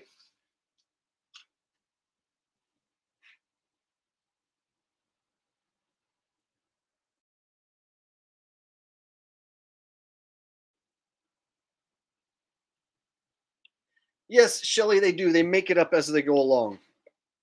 And so they've got explanations to cover for their bullshit, and then they've got explanations that don't even make any sense. So they'll tell you one thing and they'll tell you another, and those things will conflict. But they've always got lies and explanations and bullshit to tell you. No matter what question you ask, they've always got some sort of bullshit to give you. It's just how many people are willing to listen to it and decipher it and realize what they're telling you is bullshit. That's the difference between somebody who's actually awake to what's going on versus somebody who's asleep. And when I say woke or awake, I don't mean like liberal woke or NBA woke or any of that garbage. I mean actually awake to government conspiracies and corruption, what's going on in the world. And by asleep, I mean in sheep, I mean that's a person who still thinks what's on the news is real. That's a person who still believes they live on a spinning ball. That's a person who thinks NASA sent astronauts to the moon. So I look at a awoken person, someone who's awake, as someone who's able to know that the government is lying, know basic conspiracies, like we don't live on a globe, no humans have ever walked on the moon, the sun is not a gigantic fireball 93 million miles away. If you can just decipher very simple lies like that, in my opinion, you are an awoken person. If you cannot, then in my opinion, you are a sheeple. Mike B says, Michu Kaku, doot, doot, doot, doot, doot. All right. So let's get it out of our systems. Let's go ahead and pull up the doot, doot, doot lady. For those of you who didn't watch it. And I know a bunch of you didn't watch it because it didn't get that many views. But those of you who did watch it think it's funny. So the people who actually watched doot, doot, doot, pretty much all of them enjoyed it. And according to the statistics, it's basically like almost 100% thumbs up. I think like 2 people in the entire world who saw it didn't like it. But the problem is hardly anybody decided to watch it because it had the title Doot Doot Doot. Showing up on the first. So let me go ahead and pull up Doot Doot Doot to catch anyone up who didn't see it. And those of you who have seen it, you know it's short and it's funny.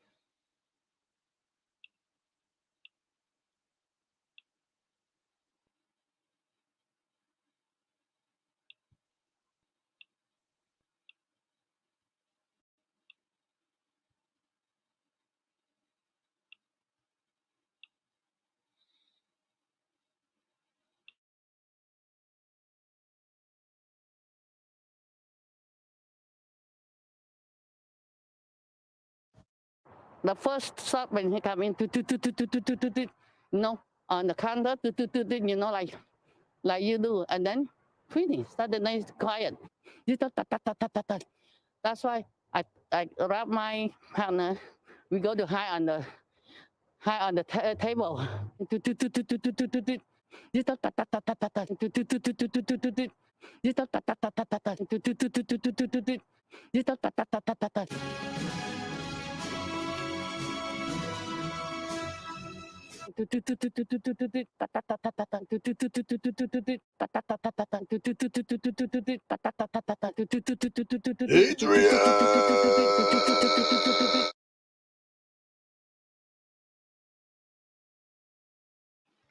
All right, had to get that out of the way. So there's Doot Doot Doot Doot Doot lady. So if anyone's wondering why people keep saying Doot Doot Doot Doot Doot, that's why. All right, so David Yount with a donation says, enjoying the show, some retro Jake. Yeah, it's like, you know, going back to where we started from, going back to the fake space stuff.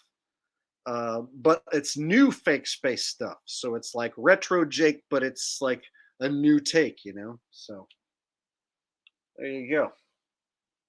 And I also had a donation from Jen. Let me go back and grab that one. Thanks, David Yount, for watching and supporting the channel. Jen here says, if Jake is teaching you anything like he did me years ago, send him a good tip through PayPal. At least I heard YouTube is taking a serious chunk now. Love you, brother. YouTube does take a little bit from the super chats. Not that much, but they are the ones who like built this whole thing and allow it all to happen. So the difference between PayPal is if you send me money on PayPal, and the link is in my description, I get every single bit of it, but I don't see your message here in the live stream to read. So the cool thing about super chats is that I see your message, I can pull it up, I can read it live. And so since YouTube does all that and they set the whole thing up, they of course take a little chunk, but it's actually not that much. And I actually get the majority of your super chat donations.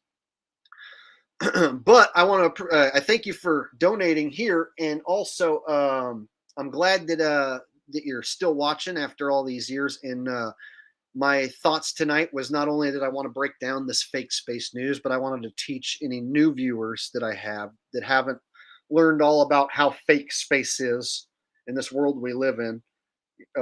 So I figured tonight I would just kind of refresh some of these subjects that I've talked about years ago and just sort of catch any new people up. And I came across this James Webb video that I thought was like just so compacted with bullshit that I thought it would make a good stream if I broke it down. So I watched probably a minute and a half, 2 minutes, and I was like, oh, I need to make a video about this. And then just as I was getting ready to make a video, I'm like, no, let me do a live stream because this is something that would be fun for all the viewers to watch at the same time and us just break the footage down together. So thank you, Jen, for the donation. I think I missed another super chat that came in. Let me pull it up. Gino says, I see evidence for AI currently authoring narratives as we see with popular AI program shows noticeable gaffes and gaps of logic you mentioned. Well, they definitely is AI and shit. I mean, YouTube is basically a big giant computer system, so hardly any physical people work at YouTube. So this gigantic company that makes, you know, all this happen, you know, and it's like a gigantic computer system. There's hardly any real people to even talk to. So if I have a problem, I can barely even talk to a real person. It's like I basically have to like chat with a computer, right?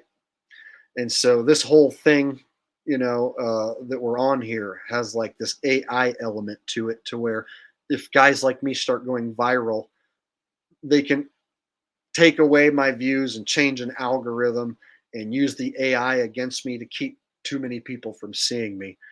And so, of course, their artificial intelligence is going to get stronger and whatnot.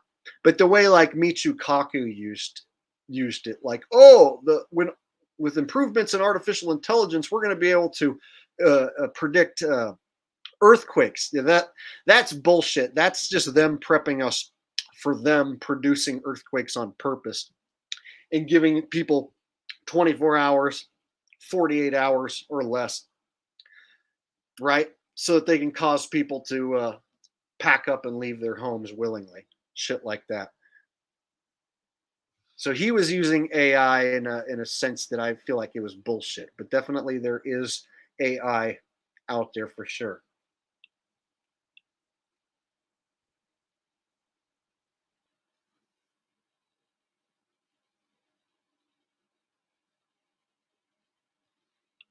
All right. So let me show you guys what the James Webb Telescope looks like. So this is what it looks like when they built it, right? And then here's what it looks like in space. See, that's a cartoon. So my thing is, how come they have this thing that you can see like looks like a real thing that they built, but then when you look for it in space, you get cartoon in space. See? So that just goes to show you they might have something that they build and they show you pictures. And they're like, oh, this is the James Webb Telescope. It's going to do so many amazing things and we're going to send it up to space. But then you don't actually get to really see it go to space and get deployed and all that stuff. It's just there, and here's a cartoon of it being in space. So what I'm saying is that this thing, they can build a model of it, and people might work on it and think that it's real, but it doesn't actually go to space, and it doesn't actually take these pictures. So this is a cartoon, and this is a cartoon. This is a real thing that they built that exists on the ground, but it never went to space. And it never took these cartoon pictures. See there?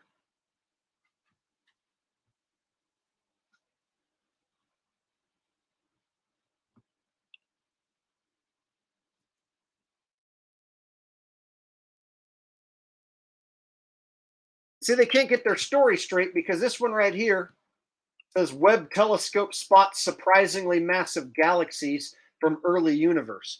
But according to Michio Kaku, they showed us basically the same pictures and they said that those are baby galaxies, not massive galaxies. And then he went on to say they're black holes. So they're black holes, baby galaxies, or they're massive galaxies, depending on who you listen to. Look at this. Webb telescope spots surprisingly massive galaxies. These cartoon pictures look just like the Michio Kaku ones. Pretty much the same shit.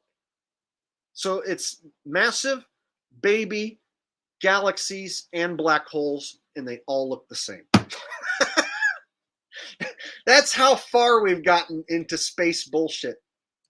And they show you stuff like this. This is just artist renderings. None of this is real. You won't ever go to space and see anything that looks like that ever. That's just some artist rendition shit.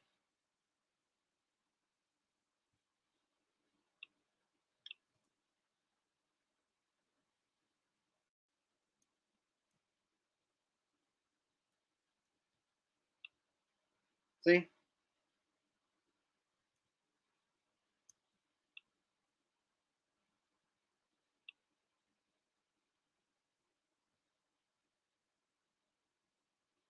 This one says Webb telescope images reveal dance of ancient galaxies. So these are ancient galaxies, like they don't exist anymore. They're seeing into the past, right? How does that work? It's very scientific. They're ancient galaxies.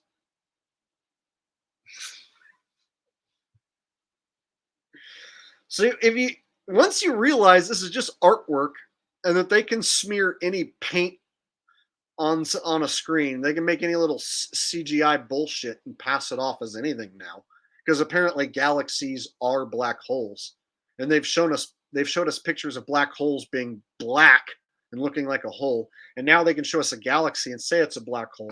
They can show you a dog turd and say that that's where you live, and people will be like, yep, that looks like Earth to me.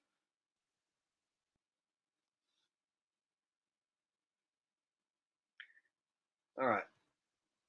So if you really want to get your mind blown,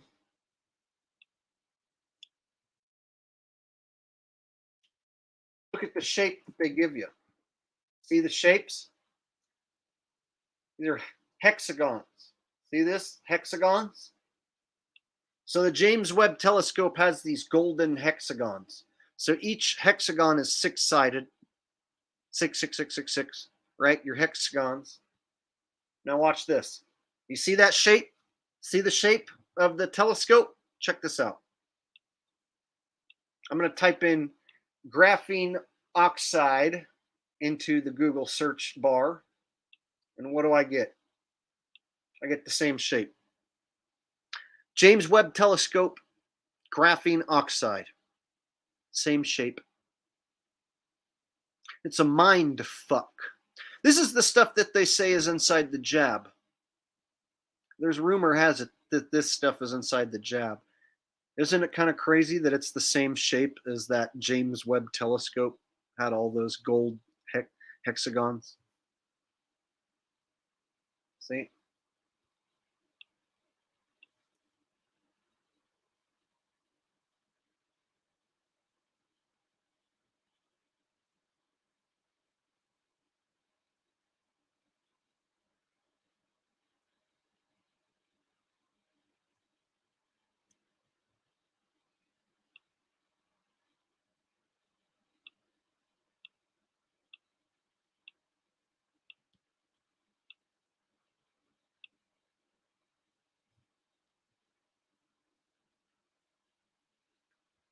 Food for thought.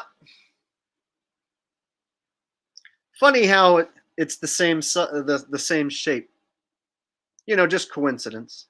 That stuff that's supposedly in the jab, graphene oxide, with that same shape as they have on the James Webb Telescope that's out there mind fucking you.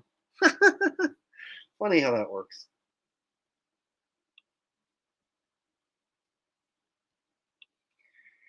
Indeed. If you look into nanotech, you'll have the heebie-jeebies forever. The stuff that they can possibly produce and put in your body, pretty sick and sinister.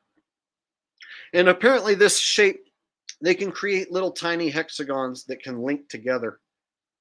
And so through not just the VAXX, but let's say food, them spraying shit above your head, the water, you know, different products, you know, shampoos, conditioners, deodorants, what have you. If they can get little tiny, little nano-sized little hexagon things inside you and then move them around and have them all linked together, they can do a lot of crazy shit inside your body, apparently. But that's all supposedly science fiction and just a conspiracy theory, right? Real science is, you know, black holes and being baby galaxies, like what Michio Kaku said.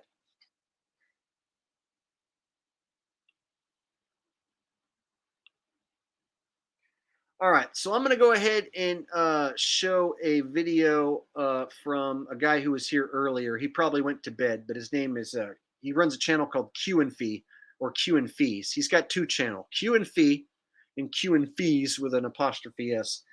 And he debunks the globe and the AE flat earth map and several different flat earth maps. And basically, he's proven to my satisfaction that we live in a magical place that I don't know what it is. So here's a quick video from Q and Fee showing how celestial navigation is bullshit, and they use a mean sun and a mean moon, an imaginary sun, an imaginary moon for this supposed celestial navigation. And they use an imaginary sun, imaginary moon because the movement of these celestial bodies is supposedly let's watch the video. He explains it better than me. It's non-uniform. That's what I was looking to say. The movement of the sun is supposedly non-uniform, and so they have to use an imaginary sun. All right, that's what I was trying to say. I'll have Q and Fee explain it here. This is a really good, quick video, so pay close attention.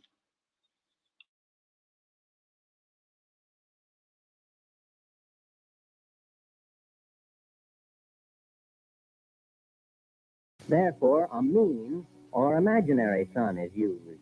Imaginary sun as its reference point. The rotation of the Earth on its axis is perfectly uniform and regular. The apparent motion of the sun is not uniform. So if the Earth's rotation is uniform and regular, how can the movement of the sun be irregular? That's impossible. The rotation of the Earth on its axis is perfectly uniform and regular. The apparent motion of the sun is not uniform. These morons telling you different things in the same video.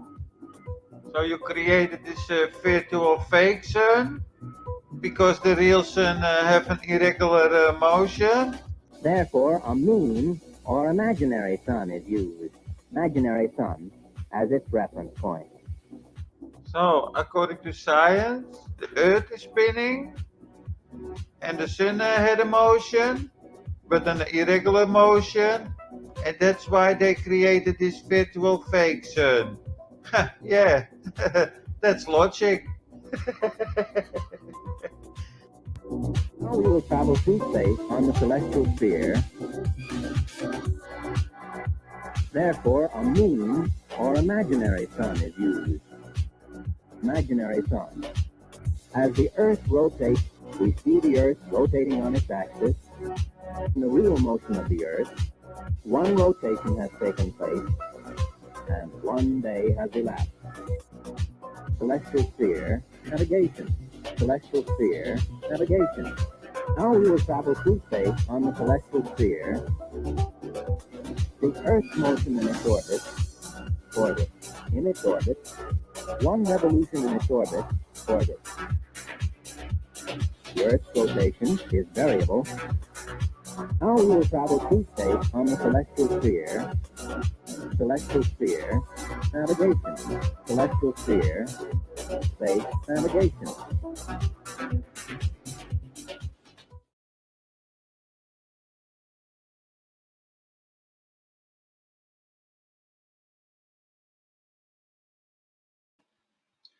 All right, so that was a video, a quick one by Q and Fee. He's got a lot of videos debunking the globe and the different maps and models people have presented out there, or that shills have presented, I should say. And so if you want to see more of that, definitely check him out. And I'm going to bring him on eventually again to do another live stream. We've done a few live streams together, and they were always fun. So Q, I'm going to have to bring you on again. We're going to have to break this down.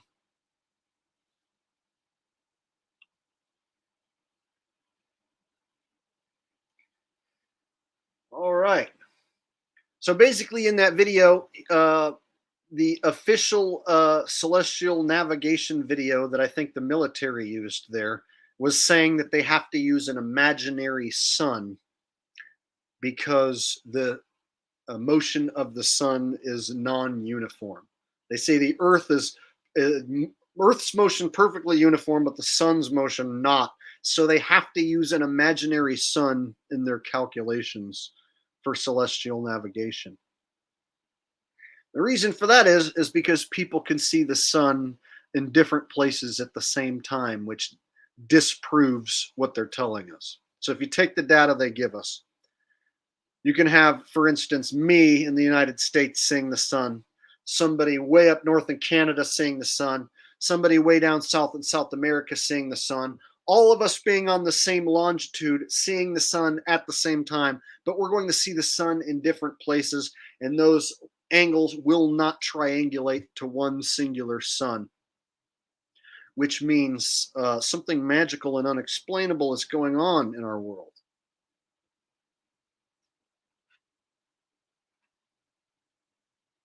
So if you think that you live on this little tiny pear rock shooting around out in infinite vacuum space, and that the sun is gigantic and the moon is really tiny, well, then you probably are a sheeple. You probably still believe everything on TV.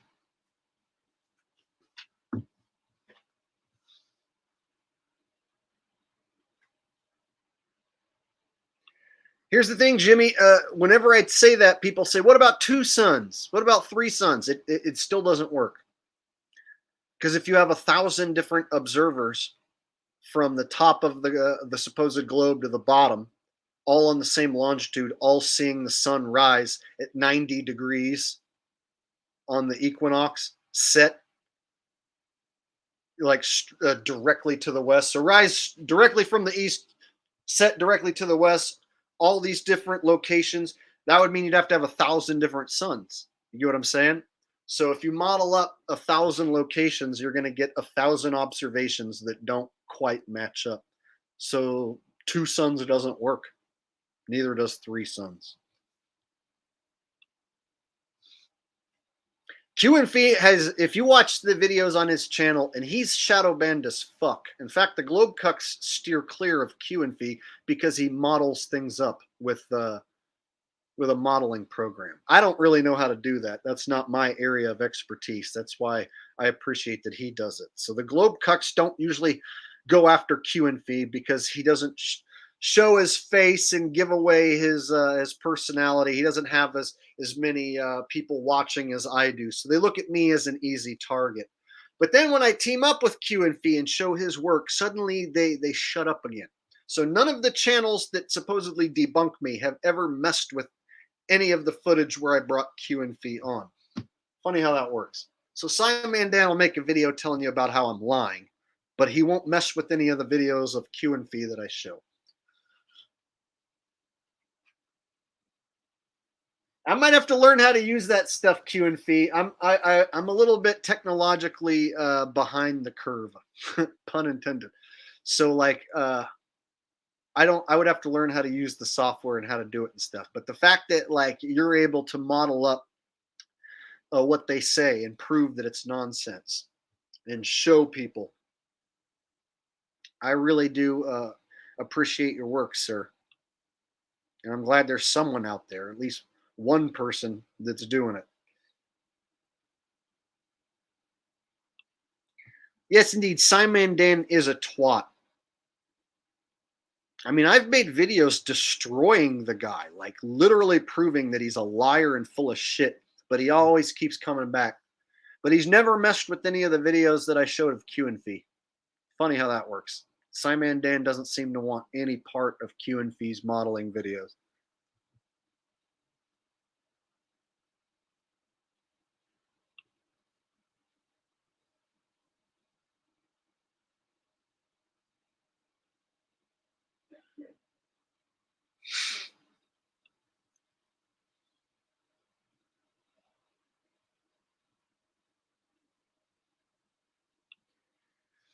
Felipe Fortes says moon is also a hologram-like plasma. Well, the thing is we don't know what it is. So rather than saying that it's that, how about you just admit you don't know what it is because you've never been there? Like if I want to like put the pressure on you, I can be like, prove it right now. And then you're going to be like, well, this, that, and the other. But you won't be able to personally prove beyond a shadow of a doubt that it is plasma. And so when it comes to the moon, I'd just rather admit that I'm not sure what the hell that thing is or how it works and that it's magical. Because trying to say it's a reflection or a hologram or plasma, then that's making a statement that I can't prove. So what I can prove is that it's not a gray rock that people walked on. That's easy to prove. I can't prove what the hell it is. All right? So I stay away from like making these statements, or at least I try to stay away from making statements like that there's no way I can prove it at all, you know. Yeah, I know it's a good point. I'm kind of known for making good points. It's kind of what I do. Just kidding. Or am I? All right. Captain Safety says, we are merely reflections. Q and P says, anyone who claims to know what it is a retard. So that's the thing. Me and Q, we've seen how this world is magical and unexplainable by like looking at the data and how it doesn't match. So whenever we see like a flat earth channel or a globe earth channel make these absolute claims, we're quick to call them full of shit. So there's flat earth channels who will be like, dude, there's a dome and the sun and the moon go around inside the dome. And we have to be like, no, that's not what happens. Because if you look at the data, the sun is definitely not going around in the circle because that doesn't match the sunrise and sunset locations for everyone in the world year round. And so just simple shit, you can debunk almost any map and model. Like if you look into where the sun comes up and where the sun goes down, and then you look at various locations where the sun goes up and goes down, you can actually prove that that data is correct by you going out and seeing where the sun's going to come up and go down. But then when you match it up with multiple locations, that's when the shit starts to fall apart. So where the sun comes up for you and where the sun comes up for multiple people around the earth, whether on a flat earth or on a globe, and then when you try and match that data up, that's when you'll start to see the entire deck of cards fall apart. It's just hardly anybody in the world is willing to take the time to do that. So very few people are willing to look at where the sun's going to come up and go down and look at it in a skeptical manner to try and figure out whether they're being lied to about the sun. Hardly anybody even takes the time to do any of that. So it's very rare for somebody to question it enough to actually look at the data we're given and then try and make sense of it. And if you do, you'll find out that it doesn't make sense.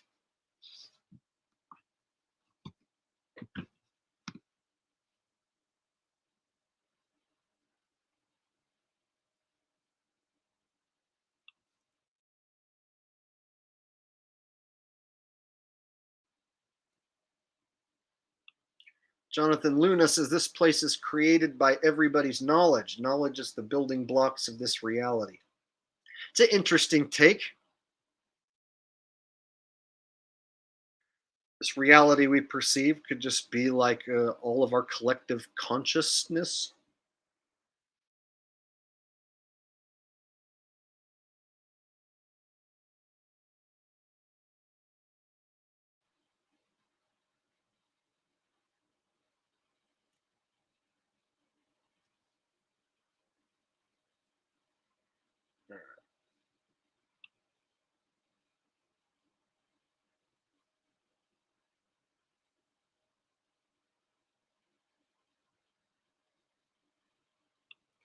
Felipe says, as silly as it may seem, I still like the Pac-Man theory of the sun passing through and somehow warping back from east to west again.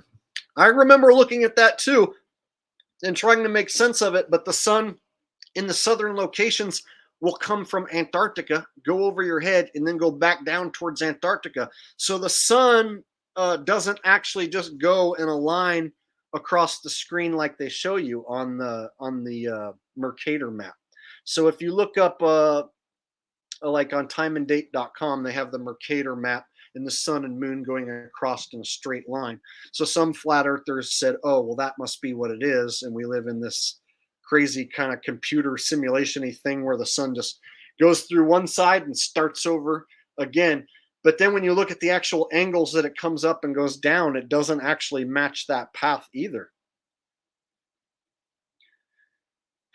So, and then also going north, are you going to pop out from the south? See, that's also a hole in the Mercator map Pac-Man thing, is that they say that you can't go north and pop out back down from the south.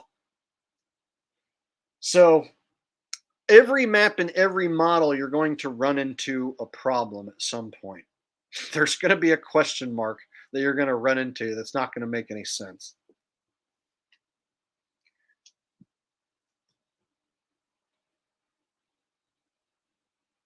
And then there was another version of the Mercator map where it's that it doesn't start over like Pac-Man, where the west is the west and the east is the east.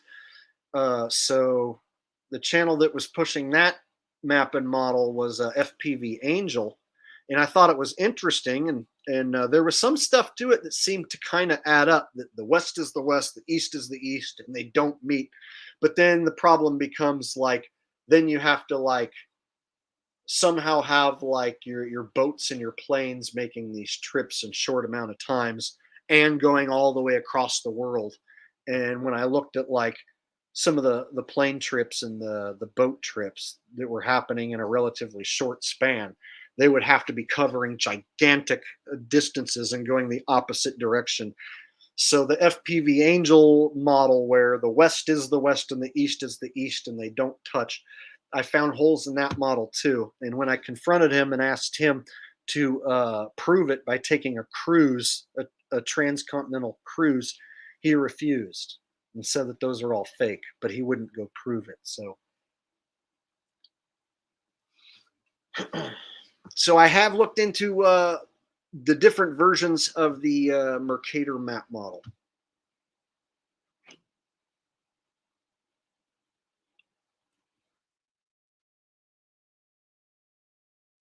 Yeah, and then Q and Fee did a video showing how the star trails don't match up, because you can be in the United States and see directly north and see the North Star, and then you could be way over in Australia and you look north and you see the North Star, and they don't triangulate towards the center of the map. They're both seeing the North Star. So imagine this guy here sees the North Star here, this guy here sees the North Star here, and they're both on the opposite sides of the Mercator map, looking ahead, seeing the North Star.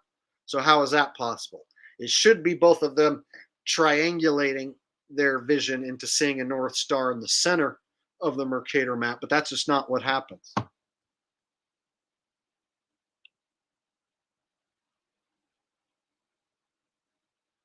So the thing is any channel that says that they have a perfectly working map and model is a liar and a shill.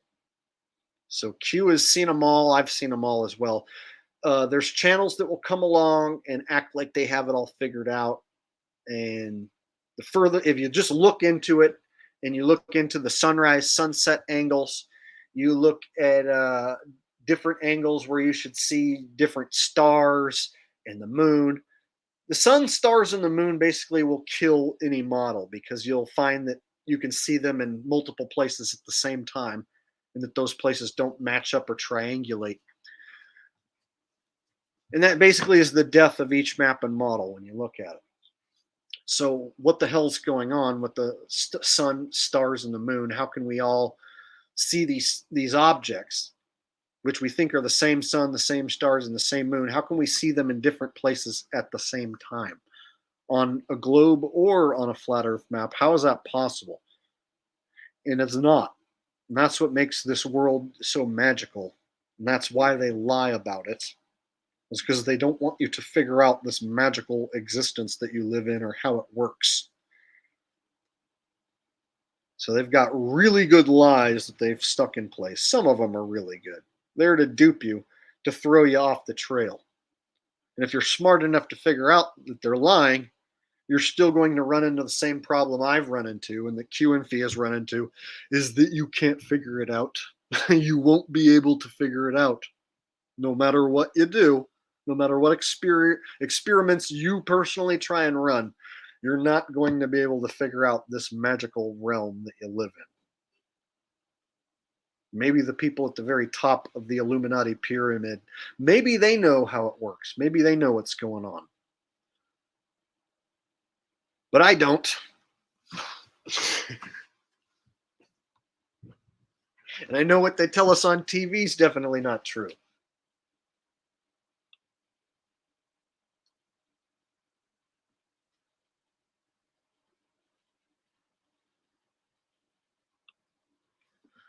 Mixed Boy says, Jake, I have a theory. What if stars are little wormholes that take you to a different dimension? I mean, it sounds cool in your head, but there's no way to prove any of that. So that's like saying, what if stars are your mom's butthole? Like, right? I mean, there's no way to prove anything like that.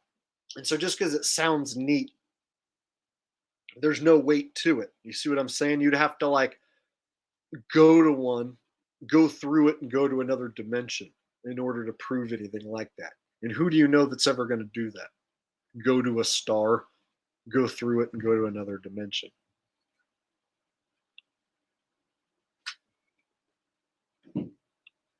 All right, Gino says reality-based understanding needs to take ancient knowledge and practice to evade illusions. We know that those are, the practice is not easy. Death is undefeated, but awareness is everlasting. Thanks, Gino. I appreciate that.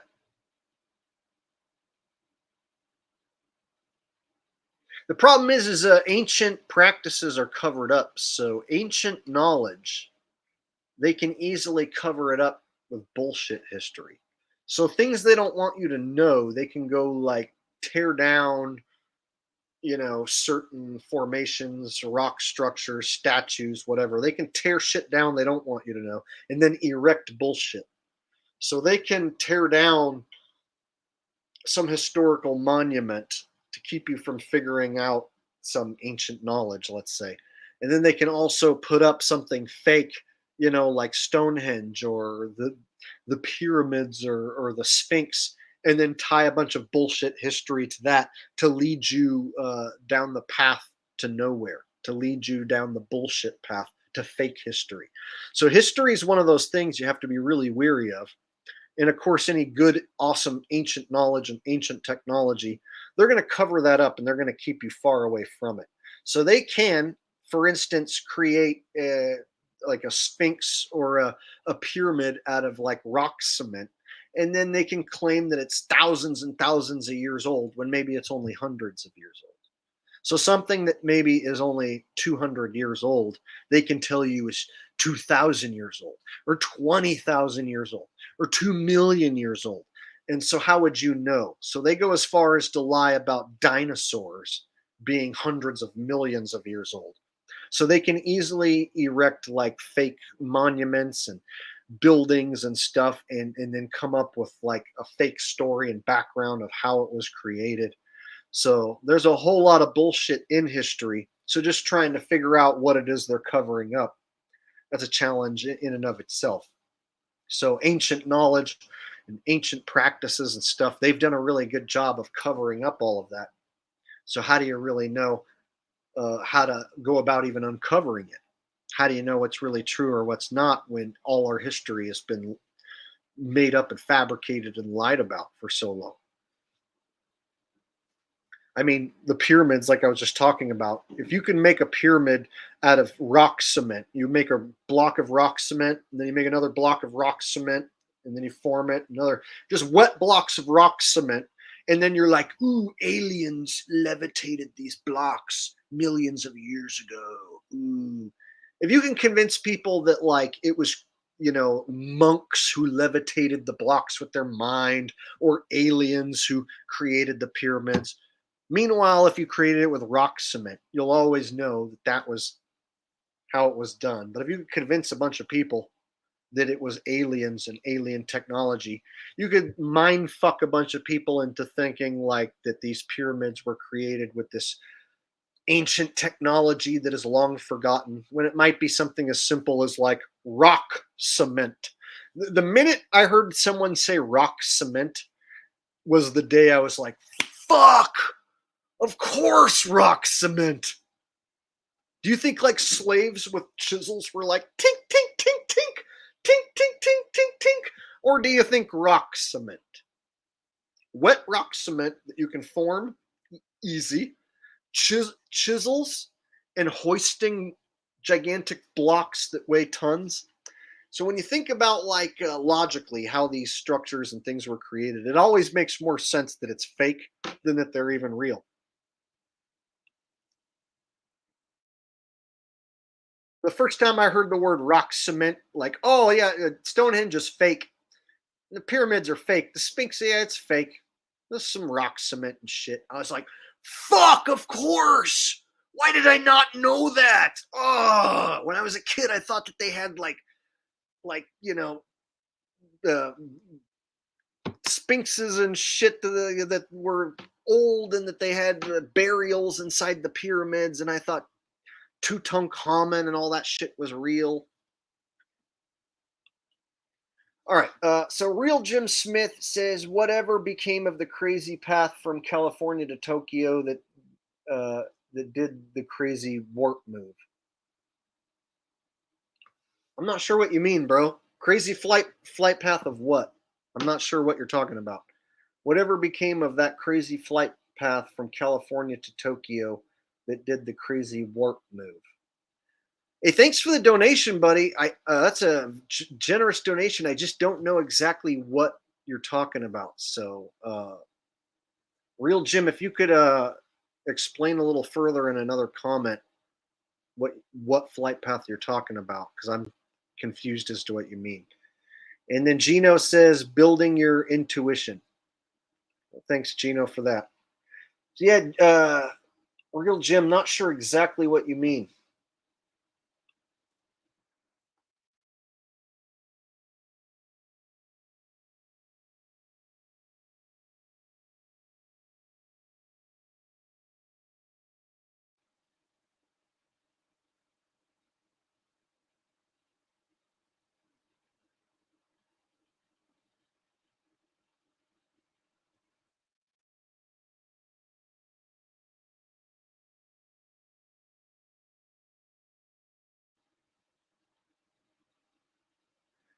TM420 says he's talking about the videos you made with that chick.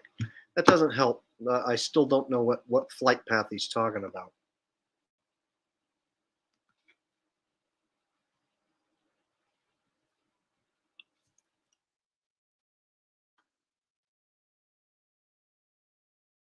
Oh, the one where the airplane disappears. Yeah, that was interesting evidence. So I looked at the flight tracker for a plane that was flying from California to Japan, I think it was. And at one point, it disappeared off the radar and went all the way over to the other side of the screen, which was definitely interesting. And it was evidence that seemed to support the FPV model that you can't go west to get east.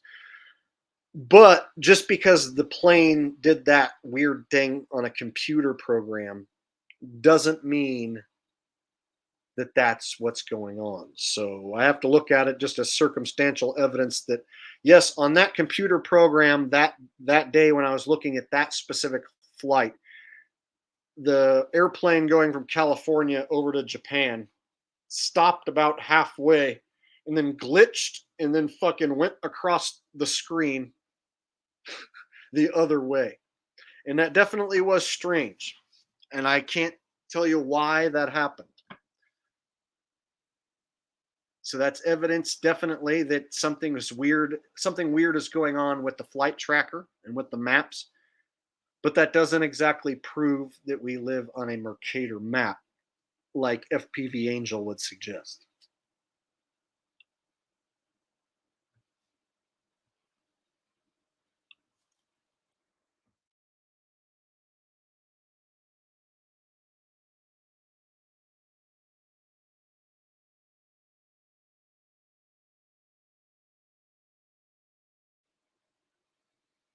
Yeah, it could just be bad software. So just because the plane glitched out and jumped to the other side isn't evidence that we live on a Mercator map, for sure.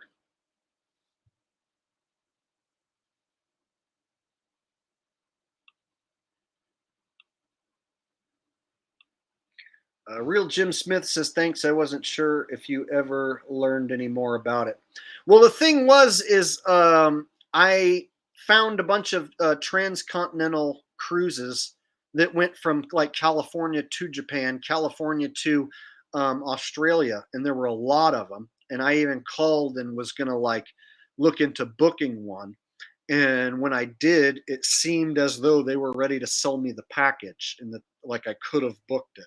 And so it wasn't like everyone that I called was sold out and or anything like that. So when I asked FPV Angel, like, well, what about these cruises? He's just like, that's just a website and they're lying. And then he tells me that those cruises go the opposite way. And I told, well, that's impossible because the cruises can't go the opposite way without the people on board knowing. Because you can't have a cruise leave California, go through the Panama Canal, and head fucking east while telling everyone you're going west. That's just not possible. And so he tried to claim that none of those cruises are legit, but he wouldn't go as far as to book one and prove it.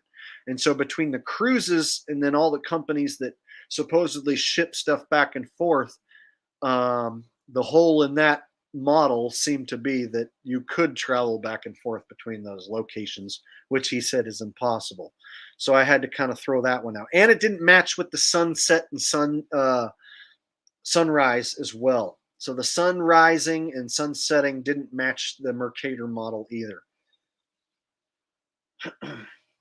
As well as like star trails and several other things.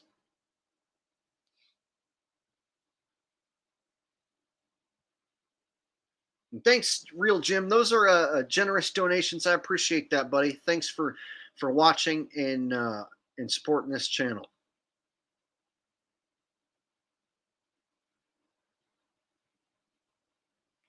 Oh, look, guys, we got someone here who doesn't think I'm serious. He says, are you actually serious with the title of this video? Yes. Outer space is fake. Outer space travel is fake, and the government lies. If you haven't been watching and you just now showed up and you're saying this, my guess is you're a sheeple and you don't belong here. You should probably get lost.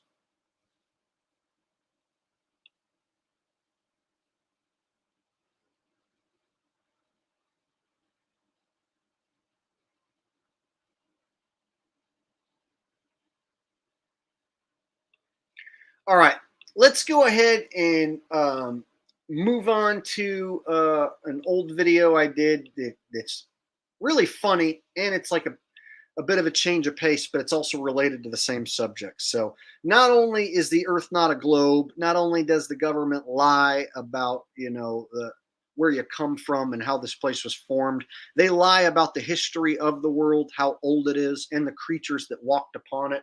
So mainstream science will tell you hundreds of millions of years ago that dinosaurs roamed the earth, and dinosaurs are absolutely fake and fictional. There is no such thing as dinosaurs. In fact, a lot of the bones are just plaster replicas. So they might have like one bone and then they'll make a bunch of fake bones to go along with it. So there are no complete skeletons of dinosaurs.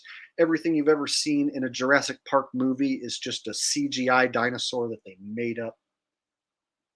So I have a video that I did a long time ago about dinosaurs not being real.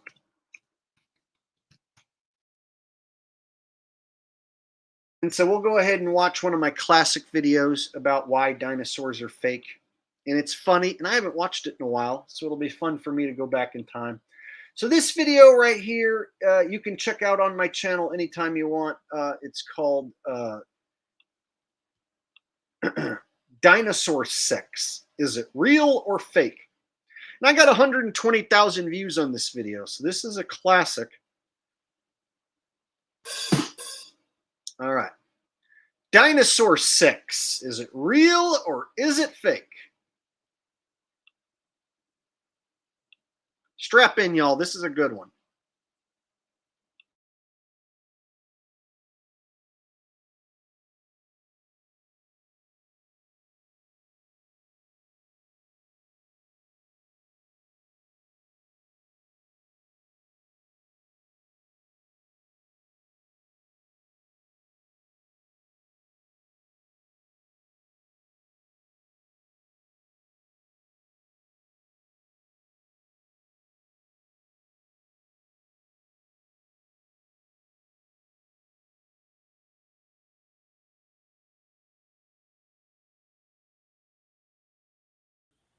Now I want you to take a good look at this here meme. It's a pretty damn funny meme, huh? I came across this meme on Facebook. I'll admit I didn't make it myself. However, I thought it was hilarious, and so I decided to share it on my Facebook page. Now, I didn't know the level at which that particular meme was going to cause such an outcry on Facebook. I mean, I figured because I've got thousands of friends on Facebook that they would think it's funny. But they started sharing it, and before you knew it, hundreds and hundreds of strangers were jumping in the comment section and reacting to it. And then before you know it, the post just absolutely blew up and went bonkers with flat earthers talking about how funny it is that dinosaurs definitely couldn't have had sex and that they definitely don't exist. And then you have all these globe lovers and dinosaur lovers who started showing up trying to defend the dinosaurs at all costs. Like, no, they were doing it missionary style. No, they could do it from the side like lizards do. So it started to just become one of the most funniest posts I think I've ever posted. And it started to get so many reactions. It's like it's still going right now. If I was to show you my Facebook, in fact, let me show you my Facebook. I'll show you what happened. All right, so here's the post, right, on my Facebook. And here's what I wrote. 100% proof dinosaurs never existed. Dino sex is not only comical, but it is also physically impossible. Try and beat my flawless logic and you will fail. Now, look at this. 436 reactions, 308 shares, 190 comments. That's just in 24 hours. It's still going. And I mean, I got some of the funniest reactions on this. Hold on, let me scroll down on this.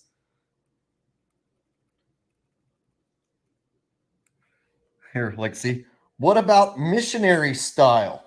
I said, have you ever seen any animal do it missionary? But then he says, yes, hamsters. And then some other people brought up that you could do it missionary style. So then it's like, okay, maybe some of these dinosaurs could have had sex missionary style. But what about stegosauruses? What about stegosaurus and triceratops? Mostly stegosaurus, though. You telling me a stegosaurus has sex missionary style with the spikes on its back? The female laying on its back would have its spikes stuck in the ground. And then when the male got on top of her, drilled her, her spikes would get stuck into the ground. She'd probably be buried up to her back. Her spikes would be buried in the ground. She'd be like, She wouldn't even be able to get up. In male stegosauruses, stegosauruses in general don't have hands to like grab. Oh, let me help you up and pull your spikes out of the ground. So seriously, how would stegosauruses have made it? All right. And people are funny. They think that like if you ask a question like this, all they have to do is show you a picture of two lizards having sex. And that's the same thing. Lizards and stegosauruses are not the same thing. Like I'll show you on this, in this post, people in the comments section, probably like 4 times, posted pictures of iguanas and lizards having sex. Yeah, lizards are kind of built like humans in a way. They have skinny arms and they can grab onto each other and their torsos are flexible. You know, they're very nimble creatures. You can't compare a freaking lizard to a stegosaurus or a triceratops. All right. Anyway, let's look at some of these. It's hilarious.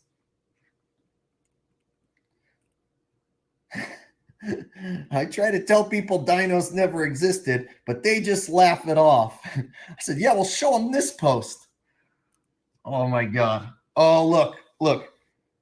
The joy of T-Rex, how dinosaurs had sex. So this guy actually went and found the link on how dinos had sex. Look at that. Oh, okay. So a giant T-Rex kneels down and crouches over a much smaller and dainty petite female T-Rex. Okay.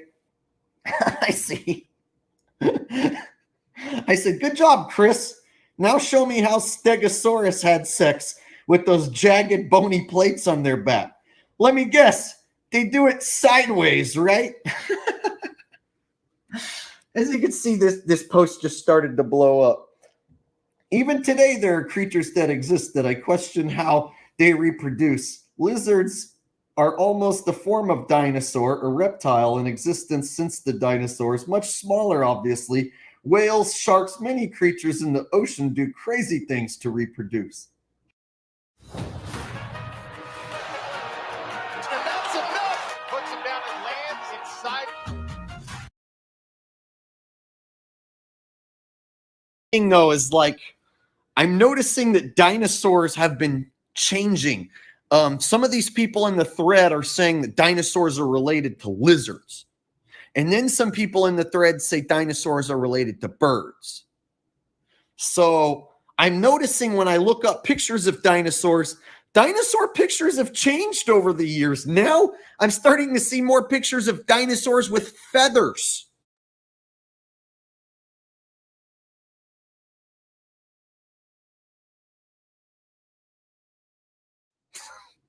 Yeah, dinosaurs with feathers, because they're saying dinosaurs are related to birds. So I see feathered dinosaurs, but then other people are telling me, no, dinosaurs are related to lizards. And then they want to show me pictures of lizards having sex. So like, are dinosaurs more related to lizards or birds? Like, which is it? And then, of course, people say, no, it's not birds. It's a common ancestor. So when someone in the thread's like, oh, you telling me a dinosaur turned into a fucking chicken? They're like, no, it was a common ancestor. That's what they say with humans and monkeys, right? When you go, oh, are you telling me humans just came out of a monkey's asshole one day? No, they didn't come out of a monkey's asshole. They came out of a common ancestor's asshole. So that's like another thing. They throw in the whole common ancestor to make it legit. It's really hilarious. And then people are saying, no, the dinosaurs don't have sex, you stupid idiot. They lay eggs. And then the male dinosaur comes along and fertilizes them. Okay, how does he do that? How does the male dinosaur fertilize the eggs? How does he do that? Oh, does he just jerk off on the eggs? He comes along and jerks off on the eggs, and then the sperm soaks through the eggshell, and that fertilizes the eggs. Is that what you're going to tell me? So some people are actually arguing that dinosaurs do have sex, and that they figure out a way, and that I'm just stupid for asking that question. And other people say I'm stupid for thinking dinosaurs have sex because they don't, and that they lay eggs, and that the male comes along and jerks off on the eggs. Okay, he doesn't jerk off. He just knows to spray. He can just automatically just spray sperm on the eggs. And then the sperm soaks into the eggs and fertilizes them. Is this what we're going with? Oh, as you can see, this post damn near shut down the internet. More than Kim Kardashian's ass. I'm pretty sure this is shutting down the internet. It's still going right now. People are still leaving comments as we speak. All you got to do is share this on your Facebook and just wait for shit to start popping off. I think, yeah, we're almost up to 400 shares. So if you want to get some attention on your Facebook, this is definitely the one to do it.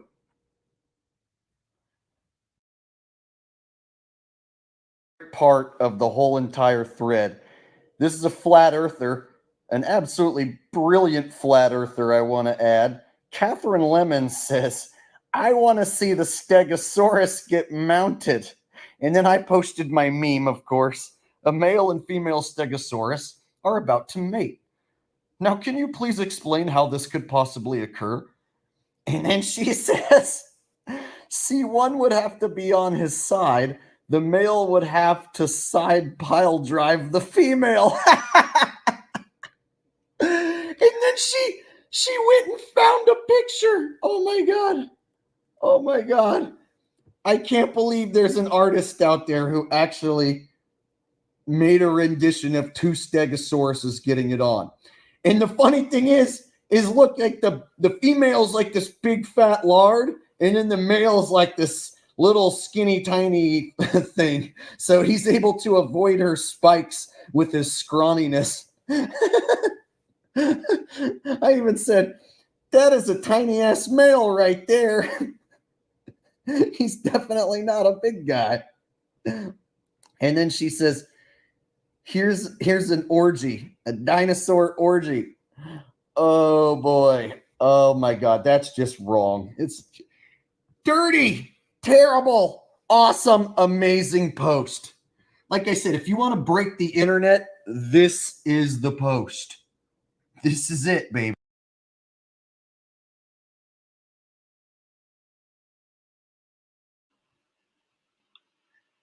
All right, a little bit of dinosaur sex there for you. We won't watch the whole video. I haven't watched that in a long time, but that is available on my channel if you want to scroll back.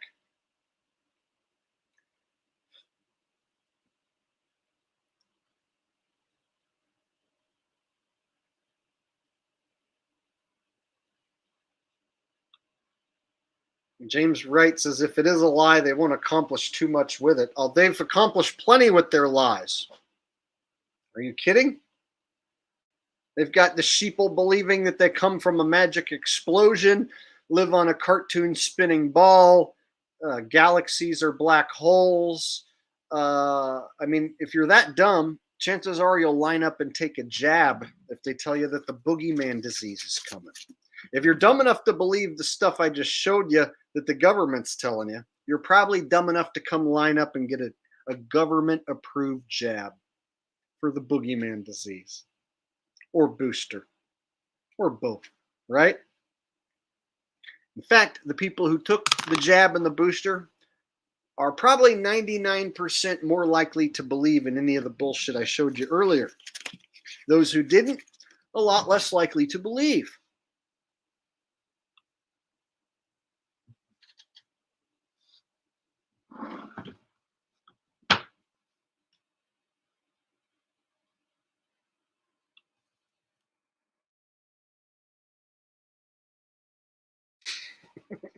Ruby says T-Rex can't jerk off. Have you seen his little arms? I know, see?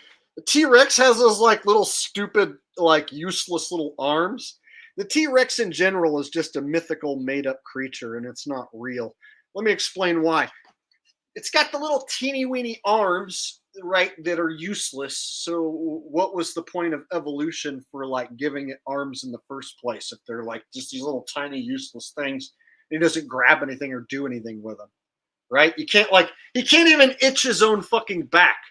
See, a dog, right, can like itch his ears and stuff and fucking find ways to like itch himself like by contorting his body and stuff. Whereas like a little the little arms of a T-Rex, like he won't even be able to itch himself. Can't even scratch his own back, right?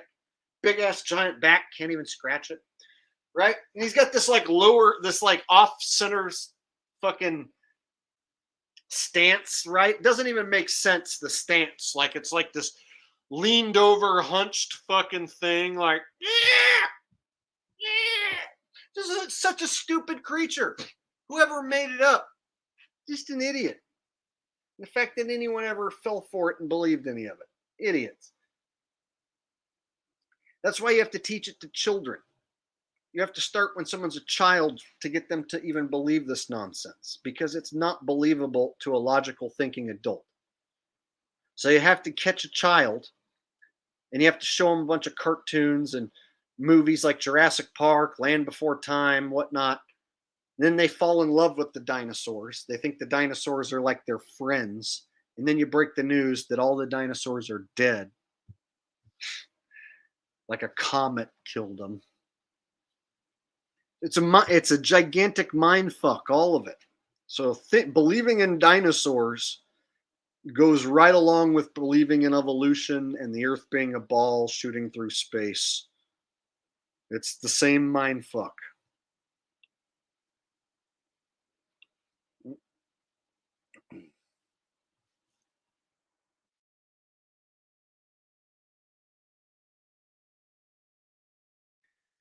Holden Smith, who has a Buffalo Bills profile picture. I guess I'll let that slide. But bro, what are you, an NFL fanboy? What are you, too lazy to change your profile pic? Why are you using an NFL picture as an NFL logo as your profile pic? Come on, man. What are you, supporting a crooked league that lies and rips people off? Anyway, Holden Smith, what type of animals existed back then? You know, I couldn't tell you how old the Earth really is, but I know it's not what they told us. When they say that the Earth is billions of years old and dinosaurs existed hundreds of millions of years ago, these are fake numbers that they pulled out of their ass. So I couldn't tell you how old the Earth really is, and I couldn't tell you for sure what types of animals existed. But what I can tell you is that they made up the shit about the dinosaurs. So there could have been, let's say, bigger animals, like animals that are bigger than there are now. You know, so let's say whatever versions of animals we have now, there could have possibly been some bigger versions, maybe thousands of years ago rather than millions. And could they theoretically take a bone that's 1,000 years old from a really big animal and then tell you that it's a dinosaur bone, and then construct an entire fictitious skeleton around it and create a bunch of movies, an entire history around fictitious animals? Easily. And you got to look at the fact all the museums and all the movies and all the tourist traps that use dinosaurs to make money. So all the museums that use dinosaurs to make money, the tourist trap destinations, like my dad lives in southern Utah, and he's taken me to see the dinosaur tracks, which is like a dinosaur footprint in the rock. So now I know it's bullshit and that it was made specifically like as a tourist trap to get people to stop and believe in the nonsense of dinosaurs.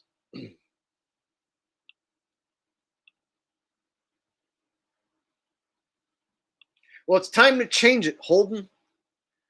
The NFL is rigged and scripted, and the Buffalo Bills have one of the worst actors in Josh Allen, who's a total like fucking NFL like cuck boy, probably going to win a Super Bowl or two in his life.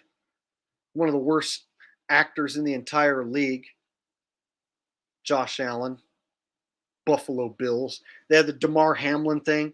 The Buffalo Bills organization pulled the gigantic psyop with the government with Damar Hamlin. Come on, man. Disassociate yourself with the picture. It's really easy. So at this point, there's no excuse. You should disassociate yourself with the NFL logo.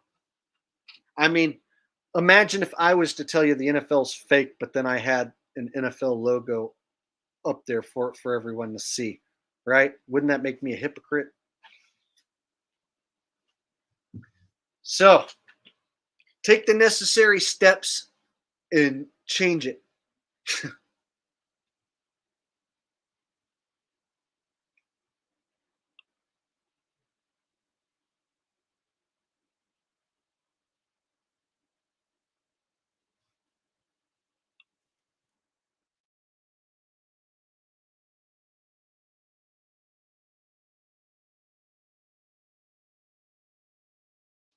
Not many people who are going to say this who watch me. So the majority of people who watch me are anti-jab, and as anti-jab as it gets, really. So for someone to come along and admit you took it, like, you're going to catch a lot of flack and a lot of people who are going to criticize you, and rightfully so. Why in the hell would you do that? Why would you line up and take something that doesn't actually keep you from getting the something that they're telling you to take it for? So a lot of people who took the jab then tested positive for the C word, and then they went and got the booster, and then they tested positive again for the C word. So whether you take the jab and the boosters, it's not going to keep you from testing positive. So why would you think it's going to keep you from getting sick in the first place? Why would you be surprised that you're sick now after taking it?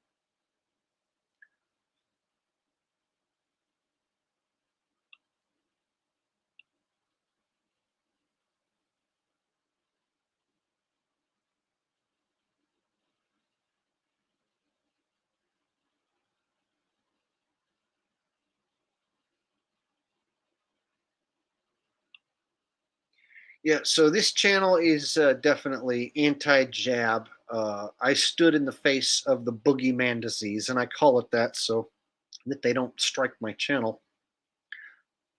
So I told people to cough in my face, try and make me sick. And I was fine. Anyone who did cough in my face, nothing happened. And I never got sick. And I also never went to any hospitals and never took their test. So over the last few years, have I gotten a cold or two for a few days or a week? Sure. But I'm not dumb enough to go take their test and let them tell me that I have the boogeyman disease of the C word. See, that's part of the mind fuck, is taking their test and letting them tell you that you have it.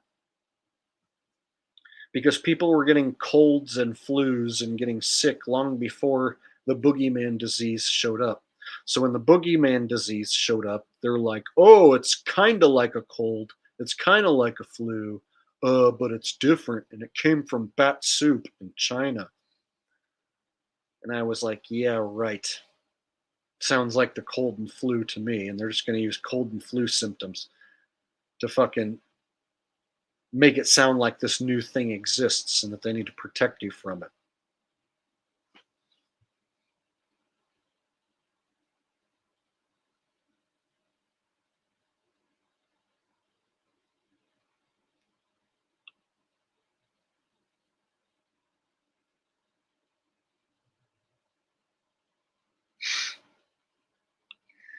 Don't judge me, says my mom went to a grocery store in 2020 and purposely touched everything. She tried to get CV.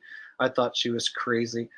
Well, it was quite ridiculous to think you can pass it through like touching stuff, right?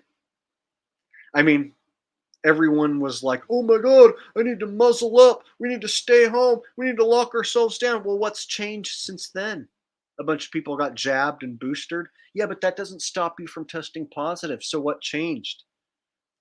Are you telling me like everything we touch, like it leaves little tiny, like little boogeyman balls, little spiky balls everywhere we touch? And then when you touch there, it goes inside you and infects you? Is that how it works? Oh, no, it's airborne. Oh, well, where does it come from? Oh, like when people sneeze, it like shoots little spiky balls out, and then the spiky balls just go flying around in the air. And then when you come along and breathe them in, the spiky balls go up your nose and in your mouth, and then they infect you. Is that how it works? I like when people try to explain to me how it works. Like, yes, when you cough, little spiky balls come flying out. And then if someone's wearing a mask, it blocks the spiky balls from going up their nose and in their mouth. Oh, okay. So if I sneeze, I'm going to shoot millions and bajillions of little spiky balls at you. And if you're wearing a mask, it's going to fucking block all the spiky balls from going inside your body. Is that how it works? No, Jake, you have to be the one that wears the mask, and then you block the sticky balls from coming out of your mouth to begin with. The person wearing the mask is the one keeping other people safe. Okay, well, how come people wear them if I'm not wearing one? If I'm not wearing one, then I can cough and get you sick. So if the only people who are protecting anyone are the ones who are wearing them, they're unprotected because I'm not wearing one and lots of people aren't wearing one. So what's the point of wearing one? So a lot of people who wear a mask think they're protecting themselves, when the science they believe in says you're not protecting yourself, you're protecting others. So I like to put people on blast. Which is it? Are you protecting you by wearing that? Or are you protecting me? If you're going to protect me, I'm not wearing one. So I might sneeze on you. You might get the boogeyman from me. So you can't be protecting me. So if you wear a muzzle, you think you're protecting yourself. So that means you think you're blocking spiky balls from going in your mouth and nose like it's a bulletproof vest. Ping, pew! Blocking the spiky balls trying to get in there. Here comes a spiky ball trying to get in my mouth. Pew! It's trying to go up my nose. Pew! Ping! But it can't get in because of my mask. So the Asian people who wear them think that they're blocking spiky balls. But the science that they supposedly believe in says you're not protected by wearing one. You're protecting others by wearing one. Isn't that awesome how that works? I just missed the super chat. Let me go back and grab it.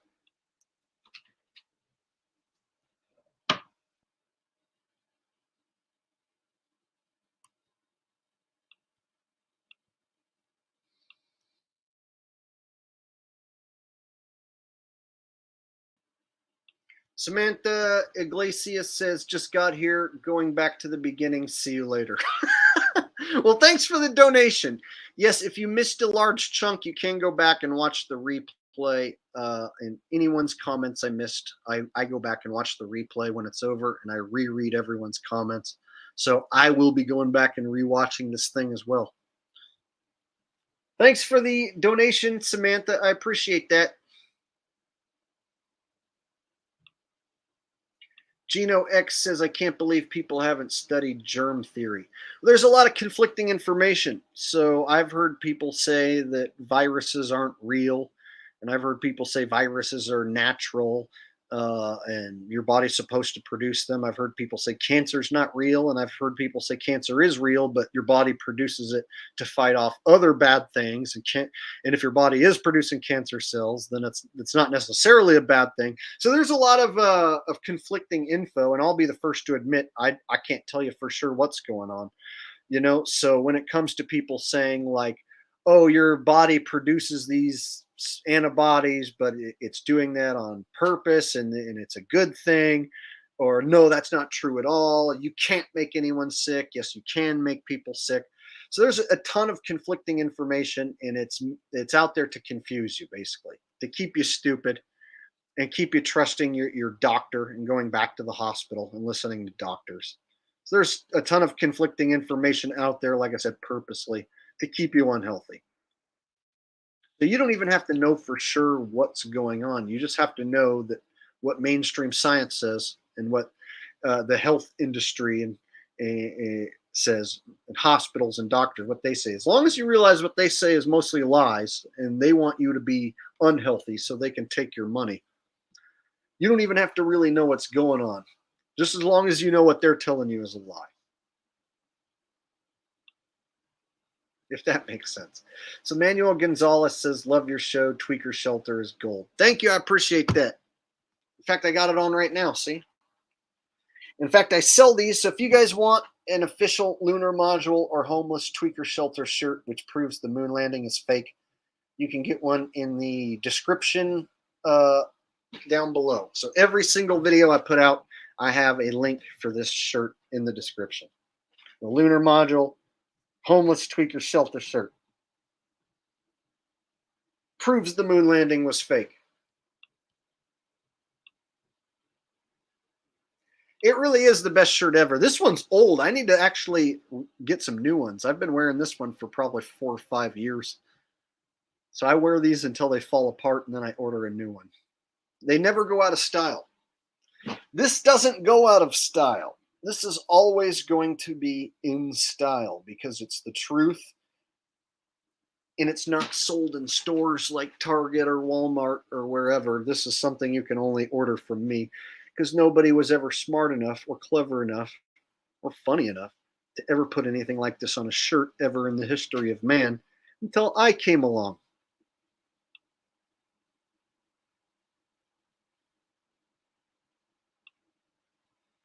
Steve Solution says, dude, you're funny as shit.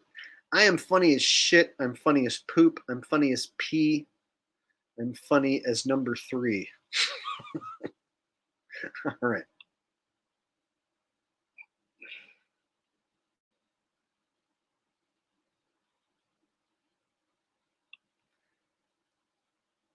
Dracarys says, if I rock that shirt where I live, people's heads would explode. The zombie apocalypse is upon us, my friends. Yeah, people's heads do explode, but a lot of people think it's funny.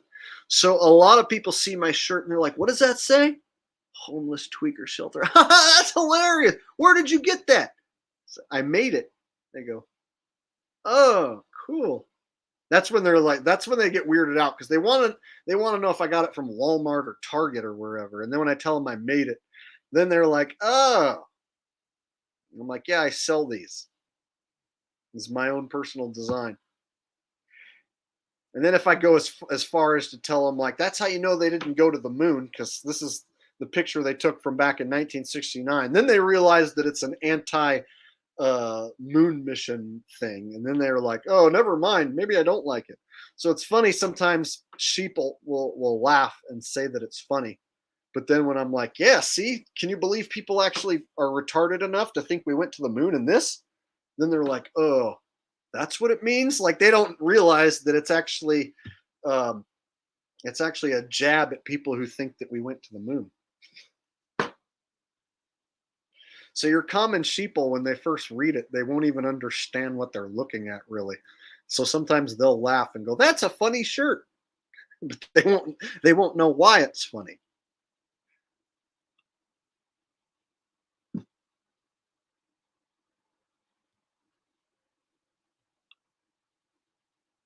That is why it's a great shirt. That's why I've sold so damn many of them, too. As just an independent dude, I've sold a lot of this shirt.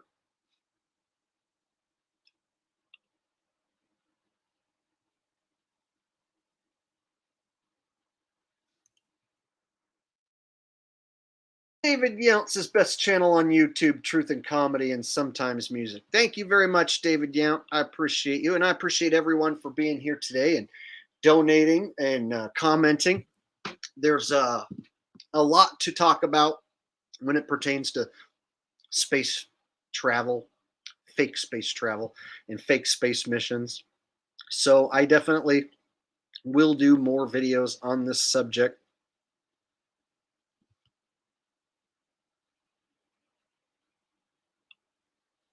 Yes, Faith Gamer, I covered the train derailment in a video on my channel, and I showed how they made a movie about it called White Noise and filmed it basically in the same spot that it happened just before it happened, or the year before it happened. So in 2022, they made a movie called White Noise about a train wreck that spills chemicals in Ohio. And then it happened for real, supposedly. So basically, that's all you need to know, that it was set up and staged. So did a train derailment happen? Yeah, but it happened on purpose. Did they burn up some train carts? Sure. But I don't believe their story about the chemicals, and I don't believe all the shit that they're saying. So I think the government purposely set the whole thing up, burnt up some train carts, but I don't believe that it was like some gigantic chemical spill like they claim.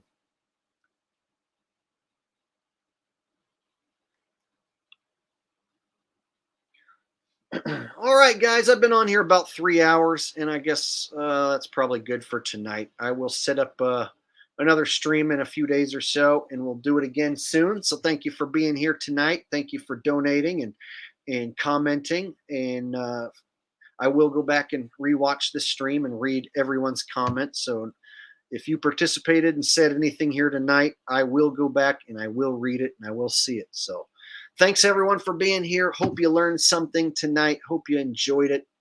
And until next time, this is the one and only Jake the Asshole signing out. Take care, guys. Stay awake out there. I'll see you next time.